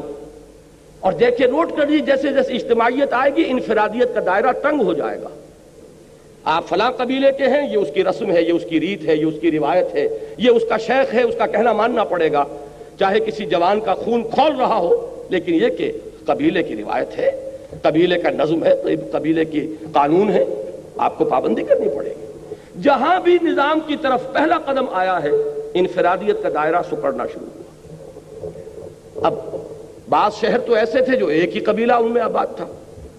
اس سے اگلا سٹیپ جو انسان نے لیا ہے اجتماعیت کی طرف، چند قبیلوں نے مل جل کر ایک شہر میں رہنا شروع کیا. اس سے وہ چیز وجود میں آئی جسے آپ شہری ریاست کہتے ہیں، سٹی اسٹیٹ. اس لیے کہ جب چند قبیلے رہیں گے تو ایک تو ان کا اپنا اپنا یونٹ ہے، ان کے اپنے رسوم ہیں، رواجات ہیں، ان کی اپنی روایات ہیں. لیکن یہ کہ جو انٹر ایکشن ہوگا ان کے مابین، اس کے لیے کچھ نہ کچھ طے کرنا پڑے گا. کچھ نہ کچھ اصول ہوں گے، وہ لکھے ہوئے ہوں یا نہ ہوں، اس سے کوئی فرق واقع نہیں ہوتا. لیکن کچھ نہ کچھ ایک دستور جو ہے وہ بالکل ایک ابتدائی اور پریمیٹیو فارم میں وہ پیدا ہو جائے گا جبکہ دو قبیلے ایک جگہ رہیں گے. میں مثال دے دوں آپ کو، حضور صلی اللہ علیہ وسلم کی سیرت میں ہمیں یہ دونوں چیزیں بیک وقت نظر آتی ہیں. اس لیے کہ مکہ ایک قبیلے کا شہر تھا، وہاں صرف قرشی رہ سکتا تھا. یا قرشی، یا قرشی کا غلام، یا قرشی کا حلیف. کسی کی امان میں آپ آ گئے تو آپ رہ سکتے.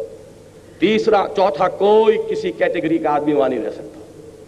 وہ تھا ایک قبیلے کا شہر. تمدن کے اعتبار سے یہ زیادہ پریمیٹیو تھا. مدینہ منورہ 5 قبیلوں کا شہر تھا، تمدن کے اعتبار سے ایک سٹیپ فارورڈ. اس لیے کہ 3 قبیلے یہود کے آباد تھے، بنو نذیر، بنو قینقاع، بنو قریظہ، اور 2 تھے اصل عرب قبائل جو یمن سے آ کر آباد ہوئے، اوس اور خزرج. اب ظاہر بات ہے کہ ان کے مابین کچھ نہ کچھ طے ہوگا. قبیلے کا اپنا نظام تو چلے گا اپنی روایات کے مطابق، لیکن یہ کہ آپس میں معاملہ ہوگا تو کیسے ہوگا، کچھ نہ کچھ بات طے کرنی ہوگی. اور یہ بات شاید عجیب لگے بہت سے حضرات کو جن کے علم میں پہلے نہ ہو کہ ان کے ہاں یہ طے تھا کہ ایک اوسی کی قیمت کے مقابلے میں خزرجی کی قیمت 3 گنا ہوگی. اس لیے کہ خزرج بڑا قبیلہ تھا، اوس چھوٹا تھا. تو اگر کوئی خزرجی قتل کر دے اوسی کو تو فرض کیجئے کہ 10,000 دینے پڑے. تو اگر کوئی اوسی قتل کر دے گا خزرجی کو تو 30,000 دینے پڑیں گے. اب آپ سوچئے کہ جو اوسی نوجوان ہوتے ہوں گے ان کے خون کھولتے ہوں گے کہ نہیں، کہ کیا میرے خون کی قیمت اس خزرجی کے مقابلے میں اتحاد ہے، یہ مجھ سے کوئی اعلیٰ تر انسان ہے. لیکن یہ کہ طے ہے، قبیلے کا آپس میں معاملہ بنا ہوا ہے، ماننا پڑے گا. تو یہ سٹی اسٹیٹ قائم ہوئی. سٹی اسٹیٹ سے آگے بڑھے آپ تو اب بڑی بڑی مملکتیں، ایمپائرز. اور حضور کے زمانے میں بھی یہ 2 ایمپائرز تھے، Roman empire and the Persian empire. یہ 2 عظیم اس وقت کی سپر پاورز تھیں. تاریخ کئی صدیوں سے جھولا جھول رہی تھی ان دونوں کے مابین. کبھی رومی آگے بڑھتے تھے، ایرانیوں کو دھکیل دیتے تھے پیچھے. کبھی ایرانی آگے بڑھتے تھے، رومیوں کو دھکیل دیتے تھے. کبھی تو وہ بالکل یورپ تک جا پہنچاتے تھے، جیسے کہ خسرو کے زمانے میں، سائرس کے زمانے میں ہوا ہے. بہرحال یہ بھی جو تمدن کی سطح موجود تھی. اس کے بعد اب ایک سٹیپ اس کے بعد سے آج تک انسان نے لیا ہے، اور وہ یہ ہے کہ اب کانسیپٹ آف اسٹیٹ، ریاست کا تصور. پہلے ریاست اور حکومت گڈمڈ تھے. آپ حکومت کے وفادار ہیں کہ ریاست کے وفادار ہیں، اس میں کوئی فرق نہیں تھا. جو بھی حاکم کے خلاف اگر کھڑا ہو گیا تو باغی قرار پایا. حضرت حسین رضی اللہ تعالیٰ عنہ کا معاملہ کیا تھا. لیکن آج انسان کا تمدن جو ہے ایک قدم اور آگے جا چکا ہے. اب ریاست علیحدہ ہے، حکومت علیحدہ ہے. ریاست ہے اصل شے جس کی وفاداری ہے، ریاست ہے کہ جس کے ساتھ آپ کا تعلق ہے. حکومت کو تو بنانا یہ آج عوام کا حق تسلیم کیا گیا. بنائیں یا بگاڑ دیں، ختم کر دیں، بدل دیں. تو یہ جو کانسیپٹ اسٹیٹ کا، اب یہاں بات بہت آسان ہو گئی ہے کہ توحید کا عملی تقاضا اجتماعی سطح پر کیا ہوگا کہ ایک اسلامی ریاست جو بہمہ وجوہ اسلامی ہو، جو پوری انسانی زندگی اور اس کے جملہ اجتماعی پہلوؤں کو اپنے احاطے میں لے لے، اس پر اللہ کا دین غالب ہو جائے. زندگی کا کوئی گوشہ اس کے دائرے سے باہر نہ رہے. سماجی نظام ہو تو اس کے تحت, معاشی نظام ہو تو اس کے تحت, سیاسی نظام ہو تو اس کے تحت, قانون فوجداری ہو تو اس کا, قانون دیوانی ہو تو اس کا, قانون شہادت ہو تو اس کا, قانون وراثت ہو تو اس کا. اس میں صرف ایکوموڈیٹ کرتی ہے اسلامی ریاست کہ مائنورٹیز کو پرسنل لا میں ان کو اجازت دے دی جائے گی, وہ عبادت جس طرح چاہیں کریں, شادی بیاہ جیسے چاہیں کر لیں, نکاح طلاق کے جو قوانین چاہیں بنا لیں, لیکن یہ ہے کہ لا آف دی لینڈ وہ اللہ کا ہوگا. یہ ہے اقامت دین, دین کو ایک نظام کی حیثیت سے قائم کر دینا کہ وہ صرف انفرادی افیئر بن کر نہ رہ جائے. میں نے تو جیسا کہ عرض کیا تھا نا کہ وہ ہمارے ہاں تو انفرادی بھی نہیں رہا, وہ صرف عقیدے کی چیز بن کر رہ گیا ہے. یہ توحید کی تکمیل جو ہوگی اس وقت ہوگی, وہ جس کو اقبال نے کہا ہے نا کہ وقت فرصت ہے کہاں, کام ابھی باقی ہے, نور توحید کا اتمام ابھی باقی ہے. یہ نور توحید کا اتمام کب ہوگا؟ جبکہ پورے اجتماعی نظام پر اللہ کا دین غالب ہو جائے. اب اس کو ذہن میں رکھیے, ایک اصطلاح تو اس کے لیے ہے یہ اقامت دین, جو یہاں دین کو قائم کرو. اس میں تھوڑا سا اشتباہ بعض حضرات پیدا کرتے ہیں کہ اس کا ترجمہ تو ہے دین کو قائم رکھو, اور میں عرض کیا کرتا ہوں جیسے میں نے وہاں عرض کیا تھا کہ وقت نہیں ہے تفصیل میں جانے کا, ورنہ میں اس کی وضاحت کر دیتا کہ نتیجے کے اعتبار سے نہ اس میں فرق ہے نہ اس میں فرق ہے. اس قائم رکھو اور قائم کرو کا بہترین جو معاملہ سمجھ میں آ جائے گا وہ ایک خیمے کی مثال سے ہے. خیمہ اگر کھڑا ہے تو آپ اسے کھڑا رکھیں گے, خیمہ گر گیا ہو تو اسے کھڑا کریں گے.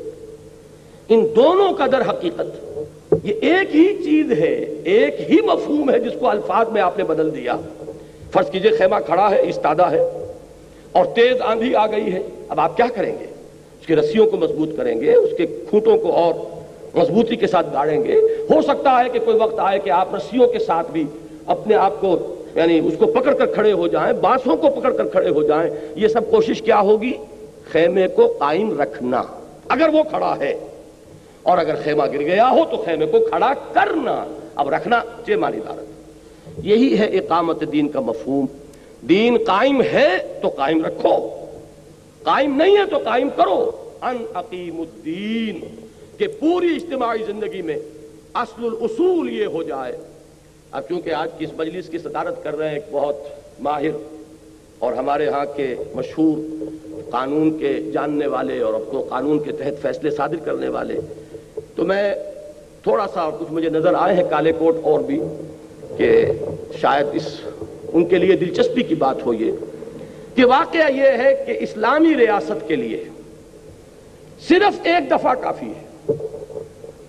ایک دفعہ جو ہمیشہ سے ہمارے ہاں دستوروں میں رہی ہے, ہر دستور میں رہی ہے. اور میں واقعتاً داد دیتا ہوں, مجھے معلوم نہیں کس نے یہ الفاظ اس کے قائم کیے اور فریم کیے ہیں, لیکن حقیقتاً نہایت جامع الفاظ ہیں.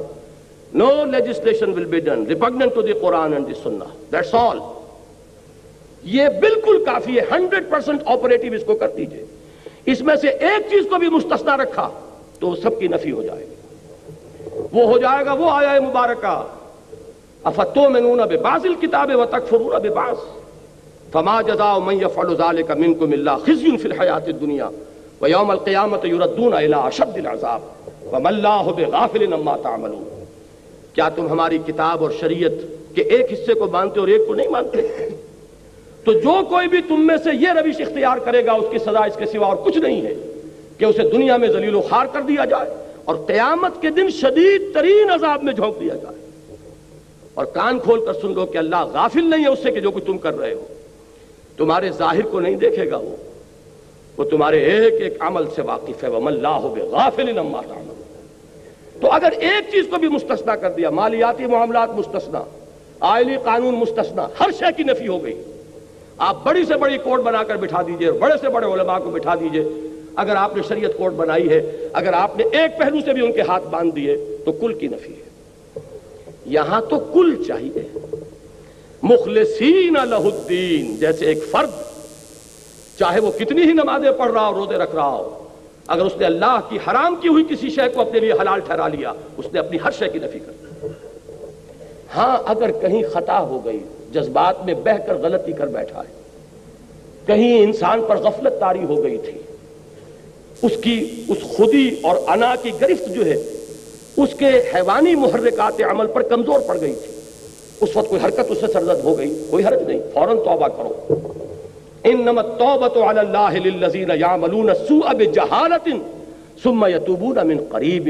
اللہ تعالیٰ نے اپنے ایسے بندوں کی توبہ کو قبول کرنا اپنے اوپر واجب کر لیا ہے جو نادانی میں جذبات کی رو میں بہہ کر کوئی غلط حرکت کر بیٹھتے ہیں لیکن پھر فوراً رجوع کرتے ہیں، اس لیے کہ جذبات کا طوفان جو ہے، میں ابھی کوئٹے میں مثال دے کر آیا ہوں، پہاڑی علاقے کے لوگ خود سمجھتے ہیں، ہمارے میدانی علاقوں میں سیلاب آتا ہے تو رفتہ رفتہ آتا ہے، جاتا ہے تو بھی جاتے جاتے جاتا ہے، اور پہاڑی علاقوں میں آتا ہے تو طوفان آنن فانن اور جاتا بھی اسی طرح ہے۔ جذبات کا معاملہ بھی یہ ہے، اس میں طوفان آتا ہے، جوش آتا ہے، وہ بھی بڑی تیز رفتاری سے، لیکن پھر وہ جاتا بھی اسی رفتار سے۔ تو جذبات کی رو میں بہہ کر کوئی عمل انسان نے اگر کیا ہے تو جیسے ہی وہ جذبات کا ریلا گزر جائے گا سیلاب کا، فوراً ہوش میں آئے گا یہ میں کیا کر بیٹھا، یہ مجھ سے کیا ہو گیا۔ اب اس کے اندر پشیمانی پیدا ہوئی، وہ اس پشیمانی کے ساتھ، دیکھیے اقبال کا یہ شعر آپ کو معلوم ہوگا، بالکل نوجوانی کا، اس پر داغ دہلوی نے یہ کہا تھا کہ صاحبزادے اس عمر میں، اور یہ شعر، موتی سمجھ کے شان کریمی نے چن لیے قطرے جو تھے میرے عرق انفعال کے۔ یہ پشیمانی سے جب پیشانی جو ہے عرق آلود ہو جاتی ہے تو اللہ تعالیٰ کو بہت محبوب ہے۔ اللہ تعالیٰ اپنے اس بندے کو بہت محبت بھری نگاہ سے دیکھتے ہیں کہ اس سے خطا ہو گئی تھی لیکن اس پر فوراً پشیمانی طاری ہوئی ہے اور اس کی پیشانی عرق آلود ہو گئی، اللہ تعالیٰ اس توبہ کو قبول کرتا ہے۔ اور بلکہ میں نے تو ترجمہ کر کے آپ کو بتایا، اللہ نے اپنے اوپر واجب کر لیا ہے اپنے ایسے بندے کی توبہ قبول کرنا، لیکن خوب جان بوجھ کر 100 بہانے بنا کر کیا کریں، اس کے بغیر گزارا نہیں، اس کے بغیر تو کوئی ممکن ہی نہیں ہے، کاروبار نہیں ہو سکتا، فلاں کام نہیں ہو سکتا، ہے تو حرام لیکن اب کیا کریں۔ یہ جو آپ کی کولڈ کیلکولیشن کے ساتھ اگر آپ نے ایک حرام شے کو بھی اپنی زندگی میں مستقل قائم کر لیا، آپ کی ساری دینداری کی نفی ہو جائے۔ ان دونوں کے درمیان زمین و آسمان کا فرق۔ اسی طریقے سے اجتماعی سطح پر زندگی کے کسی گوشے کو بھی مستثنا کر لیں گے تو وہ آپ کا زکوٰۃ کا نظام اور صلاۃ کا نظام جو ٹوٹے پھوٹے انداز میں جو بھی قائم کیا گیا یا نہیں کیا گیا، اس کی کوئی حقیقت نہیں رہ جائے گی جب تک کہ یہ ایک دفعہ 100% آپریٹیو نہ ہو جائے۔ باقی جن چیزوں پہ اصل جھگڑے ہمارے ہاں ہوتے ہیں ان کا اسلام سے کوئی تعلق نہیں، کوئی نص نہ قرآن کی ہے نہ حدیث کی ہے کہ آپ کا نظام جو ہے وہ پارلیمانی ہونا چاہیے کہ صدارتی ہونا چاہیے، آپ کا کانفیڈریشن ہونا چاہیے یا فیڈریشن ہونا چاہیے، یونٹری سسٹم آف گورنمنٹ ہونا چاہیے، کوئی لیجسلیچر بائی کیمرل ہو یونی کیمرل ہو، کوئی پرواہ نہیں، جو چاہو کرو، لیکن بس ایک دفعہ کو 100% آپریٹو کر دو۔ ہر شخص کو ہر وقت یہ حق حاصل ہو کہ وہ عدالت عالیہ کا جا کر کنڈا کھٹکھٹائے کہ جناب میں ثابت کرتا ہوں کہ فلاں قانون کی فلاں دفعہ کتاب و سنت کے خلاف کیجئے، آئیے علماء آئے، جو آئے آرگو کریں، ثابت کر دیں گے تو وہ کل عدم ہو جائے۔ اگر کوئی پارلیمنٹ کے زیر غور ہے کوئی قانون، ابھی وہ بل کی شکل میں ہے، ابھی وہ تجویز کی صورت میں ہے، اسی وقت آپ کنڈا کھٹکھٹا سکتے ہیں کہ اس کی فلاں شق جو ہے وہ کتاب و سنت کے منافی میں ثابت کرتا ہوں، وہ اسی وقت ختم ہو جائے گا۔ اس ایک چیز کو آپ قائم کر دیجئے کہ مطاع مطلق اللہ ہے اور زندگی کا کوئی گوشہ اس سے مستثنا نہیں ہے، اس کے دین کا غلبہ ہے پورے کے پورے نظام اطاعت پر۔ میں عرض کر رہا تھا کہ یہ قرآن مجید میں اصطلاحات متعدد ہیں، مفہوم ایک ہی ہے۔ بالکل آغاز میں فرمایا گیا تھا یا ایھا المدثر قم فانذر وربک فکبر، اے لحاف میں لپٹ کر لیٹنے والے صلی اللہ علیہ وسلم، اب اٹھو، کمر کس لو، اپنی عملی جد و جہد کا آغاز کرو، اور اس کا نقطہ آغاز کیا ہے؟ انذار، آخرت کی خبر دینا۔ نیند کے ماتوں کو جگاؤ، یہ سمجھے ہوئے ہیں کہ یہی بس دنیا ہی دنیا ہے، کوئی آخرت نہیں، کوئی حساب کتاب نہیں۔ انہیں بتاؤ کہ ایک دن اٹھنا ہے مرنے کے بعد اور اپنے رب کے حضور میں حاضری ہے، جواب دہی ہے، اور تمہاری اس عملی جد و جہد کی منزل کیا ہے؟ تکبیر رب، رب کو بڑا کرو، یعنی رب کی بڑائی نافذ کرو، وہ نظام ہو جائے کہ جس میں مانا جائے کہ سپریم اتھارٹی اللہ ہے۔ ان الحکم الا للہ. اسی لیے میں نے سورہ بنی اسرائیل کی جو آخری آیت پڑھی تھی اپنے خطاب کے آغاز میں، وہ اس اعتبار سے کہ وہ آیت بھی میرے نزدیک توحید کے موضوع پر جامع ترین آیات میں سے قرآن مجید کی. قل الحمد للہ الذی لم یتخذ ولدا، کہو کہ کل شکر اور کل تعریف اس اللہ کے لیے جس نے کسی کو اپنا بیٹا اولاد نہیں بنایا. نمبر ایک، وَلَمْ يَكُنْ لَهُ شَرِيكٌ فِي الْمُلْكِ، اس کا کوئی ساجی نہیں ہے حکومت میں، حاکم حقیقی صرف وہ ہے. وَلَمْ يَكُنْ لَهُ وَلِيٌّ مِّنَ الذُّلِّ، نہ ہی اس کا کوئی دوست ہے اس کی کسی کمزوری کے باعث. تم دوستیاں پالتے ہو اپنی کمزوری کی وجہ سے کہ دوست کبھی کام آئے گا. جب اس وجہ سے کسی کی دوستی پالتے ہو تو دوست کی ناجائز بات بھی ماننی پڑتی ہے. اللہ کے دوست ہیں، اولیاء اللہ ہیں، لیکن کسی ظلم کے باعث نہیں ہے، کسی کمزوری کے باعث نہیں ہے کہ اس کا کوئی ولی اس سے کوئی ناروا بات تسلیم کرا سکے. وَكَبِّرْهُ تَكْبِيرًا، اور اسے بڑا کرو جیسے کہ اس کی بڑائی کا حق ہے. ہماری بدقسمتی ہے کہ تکبیر کے معنی بھی ہم نے سمجھ لی اللہ اکبر کہنا. بہت جوش آیا اور نعرہ تکبیر اور زور سے مارا نعرہ اور ساری جو سٹیم آؤٹ ہو گیا سارا جوش وہیں کا وہیں، آگے عمل کے لیے کچھ رہتا ہی نہیں. اور تکبیر کے معنی یہ سمجھے کہ اللہ اکبر کہنا، حالانکہ اللہ اکبر کہنا تو اس کے معنی جزون یا مجازن ہوں گے. تکبیر کے لفظی معنی کیا ہے؟ کسی شے کو بڑا کرنا. اس میں تصغیر تو آپ نے پڑھا ہوگا گرامر میں، کسی چیز کو چھوٹا کرنا. ریور سے ریویولیٹ، بک سے بکلیٹ، یہ چھوٹا کر رہے ہیں، اس میں تصغیر ہے. کتاب سے کتابچہ. تسہیل کے معنی کیا ہے؟ کسی شے کو آسان بنانا. تکبیر کے معنی کسی کو بڑا کرنا. اللہ بڑا تو ہے لیکن اس کی بڑائی یہاں نافذ نہیں ہے، قائم نہیں ہے، مانی نہیں جا رہی. اس کی بڑائی کو نافذ کرو. یہ ہے ہدف محمد الرسول اللہ صلی اللہ علیہ وسلم کا، پوری جد و جہد کا جو ہدف ہے. یہی وہ چیز ہے جو یہاں فرمائی ان اقیم الدین. یہی وہ چیز ہے کہ جو قرآن مجید کی مدنی صورتوں میں 3 جگہ پر آئی. هو الذی ارسل رسولہ بالہدی ودین الحق لیظہرہ علی الدین کلہ. وہی ہے اللہ جس نے بھیجا اپنے رسول کو صلی اللہ علیہ وسلم الہدا اور دین حق دے کر تاکہ غالب کریں اسے کل کے کل دین پر، پورے کے پورے نظام اطاعت پر. کوئی بھی حصہ مستثنا رہ گیا. آپ کو معلوم ہے کہ کل میں سے چاہے چھوٹا سے چھوٹا جز نکال لیں، باقی جو ہوگا وہ بھی اب کل نہیں جز رہ جائے گا. 100 میں سے 1 نکال لیں گے تو 99 بھی کل نہیں ہے، وہ بھی اس کا ایک جز ہے. تو کوئی چیز بھی نکل گئی تو علی الدین کلہ ہی کا تقاضا ختم ہو گیا. یہی مفہوم آیا ہے سورہ انفال میں. اور یہ کب آیا؟ جبکہ حضور کی وہ انقلابی جد و جہد جس پر مجھے تفصیل سے گفتگو کل کرنی ہے انشاءاللہ. وہ جو آپ کو کوئی ایک نقشہ سا تقسیم ہوا ہوگا، لاہور ناظم آباد میں میری ایک تقریر کل ہے. یہ جو تکبیر رب ہے یا اقامت دین ہے یا اظہار و دین الحق علی الدین کلہ ہی ہے، اس کے لیے جدید اصطلاح ہے اسلامی انقلاب. وہ اسلامی انقلاب کیا ہے؟ اللہ کے نظام کی بالادستی. اسی کے لیے جب حضور کی انقلابی جد و جہد کا مرحلہ وہ آ گیا، آرمڈ کانفلکٹ والا، مسلح تصادم والا، تو فرمایا گیا سورہ انفال میں وَقَاتِلُوهُمْ حَتَّى لَا تَكُونَ فِتْنَةٌ وَيَكُونَ الدِّينُ كُلُّهُ لِلَّهِ. اے مسلمانوں، اب جب کہ تمہاری تلواریں نیاموں سے باہر آ گئی ہیں، اب یہ واپس نیام میں نہیں جائیں گی جب تک کہ بغاوت اور فتنہ اور فساد بالکل فرو نہ ہو جائے اور دین کل کا کل صرف اللہ کے لیے. یہ کل کے لفظ پر غور کیجئے.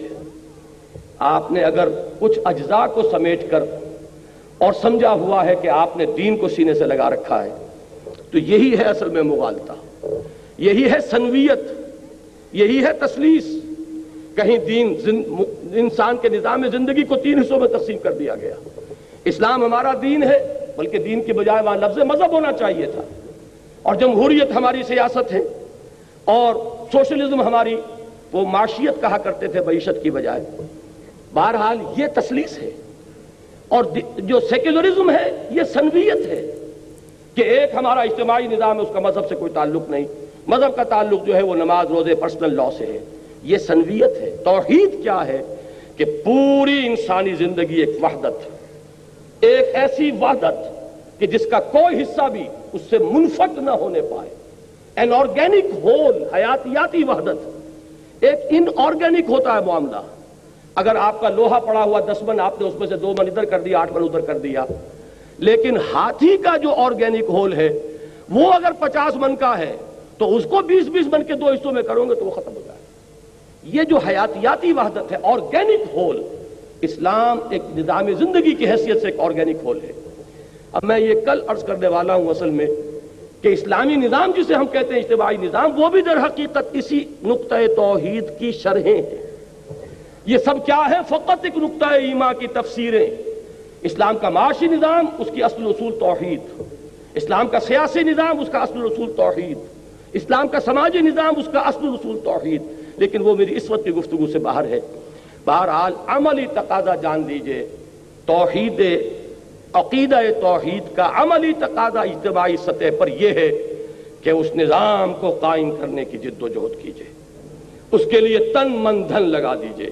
یہی ہے جسے جہاد فی سبیل اللہ کہا گیا ہے اس آیت میں کہ قُلْ إِنْ كَانَ آبَاؤُكُمْ وَأَبْنَاؤُكُمْ وَإِخْوَانُكُمْ وَأَزْوَاجُكُمْ وَعَشِيرَتُكُمْ وَأَمْوَالٌ اقْتَرَفْتُمُوهَا وَتِجَارَةٌ تَخْشَوْنَ كَسَادَهَا وَمَسَاكِنُ تَرْضَوْنَهَا أَحَبَّ إِلَيْكُم مِّنَ اللَّهِ وَرَسُولِهِ وَجِهَادٍ فِي سَبِيلِهِ فَتَرَبَّصُوا حَتَّى يَأْتِيَ اللَّهُ بِأَمْرِهِ وَاللَّهُ لَا يَهْدِي الْقَوْمَ الْفَاسِقِينَ. تو یہ جہاد فی سبیلہ کیا ہے؟ اب اس کو میں علامہ اقبال کے الفاظ میں اگر آپ کے سامنے بیان کروں، اس قدر خوبصورت اشعار ہیں یہ. جب پہلی مرتبہ میں نے پڑھے تو دنگ رہ گیا کہ ایک شخص کی عظمت، اس کے فکر کی بلندی کا کوئی تصور. اقبال نے جو کہا تھا غالب کے بارے میں کہ فکر انسان پر تیری ہستی سے یہ روشن ہوا ہے، پرے مرغ تخیل کی رسائی تا کجا. تو میں سمجھتا ہوں کہ غالب کے بارے میں تو خیر انہوں نے کہا، اور میں اس پہ کوئی تنقید نہیں کرتا. میں سمجھتا ہوں کہ کچھ احتراماً ادباً کہا ہے. حقیقتاً یہ شعر اگر راست آتا ہے تو خود علامہ اقبال پر. فکر کی اس بلندی کو دیکھیے. مقام بندگی دیگر، مقام عاشقی دیگر. ذرا نوٹ کیجئے، یہ بندگی، یہ میں نے عرض کیا تھا کہ یہ پہلا تقاضا ہے عملی انفرادی سطح پر، اللہ کا بندہ بن جانا ہمتاً اس کی اطاعت کو خالص کرتے. مقام بندگی دیگر، یہ بھی ابھی پہلا مقام ہے، اور یہ مقام تو وہ ہے کہ جس پر پورے اتر رہے ہیں فرشتے. مقام بندگی دیگر، مقام عاشقی دیگر. ز نوری سجدہ می خواہی، ز خاکی بے شذا خواہی. یہ نوری جو ہے فرشتہ، اس سے تجھے سجدہ چاہیے. وَنُسَبِّحُ وَنُقَدِّسُ لَكَ نَحْنُ نُسَبِّحُ بِحَمْدِكَ وَنُقَدِّسُ لَكَ. یہ تو ان کی شان ہے ہی ہے، اللہ کے ہر حکم کی تعمیل کر رہے ہیں. لیکن اس سے آگے اس سے تقاضا کچھ نہیں ہے. اس خاکی انسان سے اللہ تیرا تقاضا اس سے بھی کہیں زیادہ ہے. ز نوری سجدہ می خواہی، ز خاکی بے شذا خواہی. چنا خود را نگہداری کے بائیں بے نیازی ہا، شہادت بر وجود خود ز خون دوستاں خواہی. تو چاہتا کیا ہے؟ تیرے چاہنے والے اپنے خون کی سرخی سے تیری توحید کے نظام کو قائم کریں، تیرا نظام دنیا میں برپا کریں، اپنی گردنیں کٹوائیں. ان اللہ یحب الذین یقاتلون فی سبیلہ صفا کانہم بنیان مرصوص. اللہ کو تو محبت اپنے ان بندوں سے ہے جو اس کی راہ میں جنگ کرتے ہیں صفے باندھ کر، گویا کہ سیسا پلائی ہوئی دیوار ہے. یہ مقام عاشقی ہے. کیوں ہے؟ ذرا سمجھ لیجئے اس کو بھی. اس کو ایک حدیث کے حوالے سے بہت خوبصورتی سے سمجھا جا سکتا ہے. حضور فرماتے ہیں، یہ ویسے تو بیہقی کی روایت ہے لیکن مولانا اشرف علی تھانوی رحمۃ اللہ علیہ نے جو خطبات جمعہ مرتب کیے ان میں بھی یہ حدیث انہوں نے شامل کی. اوحى اللہ عز وجل الى جبرائیل علیہ الصلوۃ والسلام ان اقلب مدینۃ کذا وکذا باہلھا. اللہ تعالیٰ نے حضرت جبرائیل کو حکم دیا کہ فلاں فلاں بستیوں کو اس کے رہنے والوں سمیت الٹ دو، تلپٹ کر دو. جیسے عذاب قوم لوط پر آیا یا کسی اور قوم پر آیا، اس طرح کے عذاب کا حکم، عذاب استیصال، عذاب ہلاکت. قال فقال، حضور فرماتے ہیں کہ اس پر حضرت جبرائیل نے عرض کیا بارگاہ خدا بندی میں، ان فیہا عبدک فلانا لم یعصک طرفۃ عین. پروردگار اس بستی کو الٹ دوں، درا حال ہے کہ اس میں تو تیرا وہ بندہ بھی ہے، فلاں بندہ جس نے کبھی پلک جھپکنے جتنی دیر بھی معصیت میں بسر نہیں کی. اب مقام بندگی پر با تمام و کمال متمکن ہونے کا اس سے آگے کوئی مقام ہے، کوئی مرتبہ ہے؟ ایک شخص اتنا زاہد، اتنا عابد، اتنا اطاعت شعار، اتنا فرما بردار کہ گواہی دینے والے کون ہیں؟ جبرائیل۔ کہاں دے رہے ہیں؟ بارگاہ خداوندی میں، جہاں ابو جہل بھی جھوٹ نہیں بول سکے گا۔ وقال صوابا، وہاں اور یہاں جبرائیل ہیں۔ کوئی مبالغے والی بات نہیں ہو سکتی، لیکن ایک مرتبہ میری زبان سے یہ الفاظ نکلے، یہ مبالغہ نہیں ہے، لیکن آپ زیادہ سے زیادہ مبالغہ کریں گے تو اور کیا کہیں گے؟ آپ سوچئے، اس سے آگے کہنے کے لیے کچھ ہے؟ لم یاسک طرفۃ عین، پروردگار اس نے تو تیری کبھی معصیت میں پلک جھپکنے جتنی مدت بھی بسر نہیں کی، اس کو بھی ہلاک کر دوں؟ قال فقال، حضور فرماتے ہیں کہ اس پر اللہ تعالیٰ نے فرمایا اقلبھا علیہ وعلیہم، الٹو اس بستی کو، پہلے اس ناہنجار پر پھر دوسروں پر۔ کیوں؟ یہ کیوں دوہرا مجرم ہو گیا؟ فإن وجهه لم يتمعر في ساعة قط، اس لیے کہ اس کے چہرے کا رنگ کبھی میری غیرت اور حمیت کی بنیاد پر متغیر نہیں ہوا۔ وہ لگا رہا مست رکھو ذکر و فکر صبح گاہی میں اسے، اور پختہ تر کر دو مزاج خانقاہی میں اسے۔ اس کا معاملہ یہ رہا، وہ اپنی ہی ذاتی نیکوکاری میں اور عبادت گزاری میں اور دینداری میں لگا رہا۔ اس کی غیرت اور حمیت نے کبھی جوش نہیں مارا، اس کے خون کبھی کھولا نہیں اس پر کہ میرے قانون کی دھجیاں بکھر رہی تھیں، میری شریعت کا استہزاء ہو رہا تھا، منکرات پھیلتے چلے جا رہے تھے، اور تو فقط اللہ اللہ اللہ۔ یہ دوہرا مجرم ہے، لہذا پہلے اس پر الٹو، اقلبھا علیہ وعلیہم فإن وجهه لم يتمعر في ساعة قط۔ میں مثال دے کر سمجھایا کرتا ہوں عوامی اجتماعات میں کہ آپ کو کوئی ماں کی گالی دے دے، کیا ہوگا؟ اگر تو کچھ آپ میں جان ہے تو وہ جانے نہیں پائے گا، اور اگر جان نہیں ہے تب بھی کم سے کم اگر آپ اس سے انتقام نہیں لے سکتے تو پورے جسم کا خون تو ایک مرتبہ آپ کے چہرے میں آ جائے گا، آپ اپنی جگہ پر کانپ کر تو رہ جائیں گے، کھول تو اٹھے گا آپ کا خون۔ اور اگر یہ بھی نہیں ہے تو اس کا مطلب ہے بے غیرت اور بے حمیت ہے۔ اسی طریقے سے اللہ کے دین کو پامال دیکھ کر کہ پستی کا کوئی حد سے گزر نہ دیکھے، اسلام کا گر کر نہ ابھر نہ دیکھے، مانے نہ کبھی کہ مد ہے ہر جزر کے بعد دریا کا ہمارے جو اترنا دیکھے۔ اور اے خاصہ خاصان رسول وقت دعا ہے، امت پہ تیری آ کے عجب وقت پڑا ہے، وہ دین جو بڑی شان سے نکلا تھا وطن سے پردیس میں وہ آج غریب الغربا ہے۔ اور اقبال نے بھی یہی مرثیے کہے ہیں، اے باد صبا کملی والے سے جا کہیو پیغام میرا، قبضے سے امت بیچاری کے دین بھی گیا دنیا بھی گئی۔ اس حال کو دیکھ کر ایک انسان اپنے دھندے، اپنے کاروبار، اپنے کارخانے، اپنی تجارتیں، اپنے پروفیشن، ان میں مگن ہے، اس کا خون جوش نہیں کھا رہا۔ وہ اللہ تعالیٰ کی غیرت و حمیت سے اس درجے تہی ہو چکا ہے، دینی حمیت اور غیرت سے اس درجے محروم ہو چکا ہے کہ اس کے احساسات پر جو تک نہیں رہی تو معلوم ہوا کہ ایمان کا بیڑا غرق ہو چکا ہے۔ وہ جو اقبال نے ایک نظم لکھی ہے روہیلا پر، روہیلا کس قدر ظالم جفاجو کینہ پرور تھا، نکالی شاہ تیموری کی آنکھیں نو کے خنجر سے، اس میں آخری واقعہ آپ نے پڑھا ہوگا جس کو نظمایا ہے کہ اس روہیلے نے یہ ذرا جائزہ لینے کے لیے کہ اب تیموری خون کے اندر کوئی حمیت کی حرارت رہ گئی ہے یا نہیں، تو جب وہ گیا حرم میں تو وہاں جا کر اس نے اپنا جو کمر بند تھا جس میں خنجر لگے تو کھول کر رکھ دیا اور لیٹ گیا استراحت کے لیے۔ بہانہ یہ بنایا کہ سو رہا ہوں، کہ دیکھیں ان تیموری بیگمات کے اندر کوئی حمیت و غیرت ہے، کوئی میرا خنجر لے کر مجھ پر حملہ آور ہوتی ہے کہ نہیں؟ جب دیکھا کہ کچھ نہیں ہوا تو کہا کہ غیرت نام تھا جس کا گئی تیمور کے گھر سے، وہ غیرت دینی ہے کہ جس سے ہم تہی دست ہو چکے ہیں۔ اور توحید کا تقاضا یہ ہے، توحید کے تقاضے میں بشریت اور نور کا جھگڑا، توحید کے مباحث کے اندر سایہ تھا کہ نہیں تھا، توحید کے مباحث اور شرک کے مباحث میں علم غیب کا جھگڑا جو کبھی طے ہوا نہ ہوگا، اس لیے کہ سوائے لفظی نزاع کے کچھ بھی نہیں، وہ ایک لفظی جھگڑا ہے۔ میں نے عرض کیا تھا نا کہ جو توحید صفاتی ہے یہ بڑا ہی نازک معاملہ ہے کہ الفاظ مشترک ہیں صفات کے لیے جو مستعمل ہے اللہ کے لیے مخلوقات کے لیے، اب اس میں جو چاہیں آپ کہتے رہیے، لیکن یہ کہ اصل یہ ہے میدان وَفِي ذَلِكَ فَلْيَتَنَافَسِ الْمُتَنَافِسُونَ۔ توحید کا تقاضا تو یہ ہوگا اس پورے کرۂ ارضی پر اللہ تعالیٰ کے دین کا غلبہ یہ میرے اور آپ کی زندگی کا مقصود بنے۔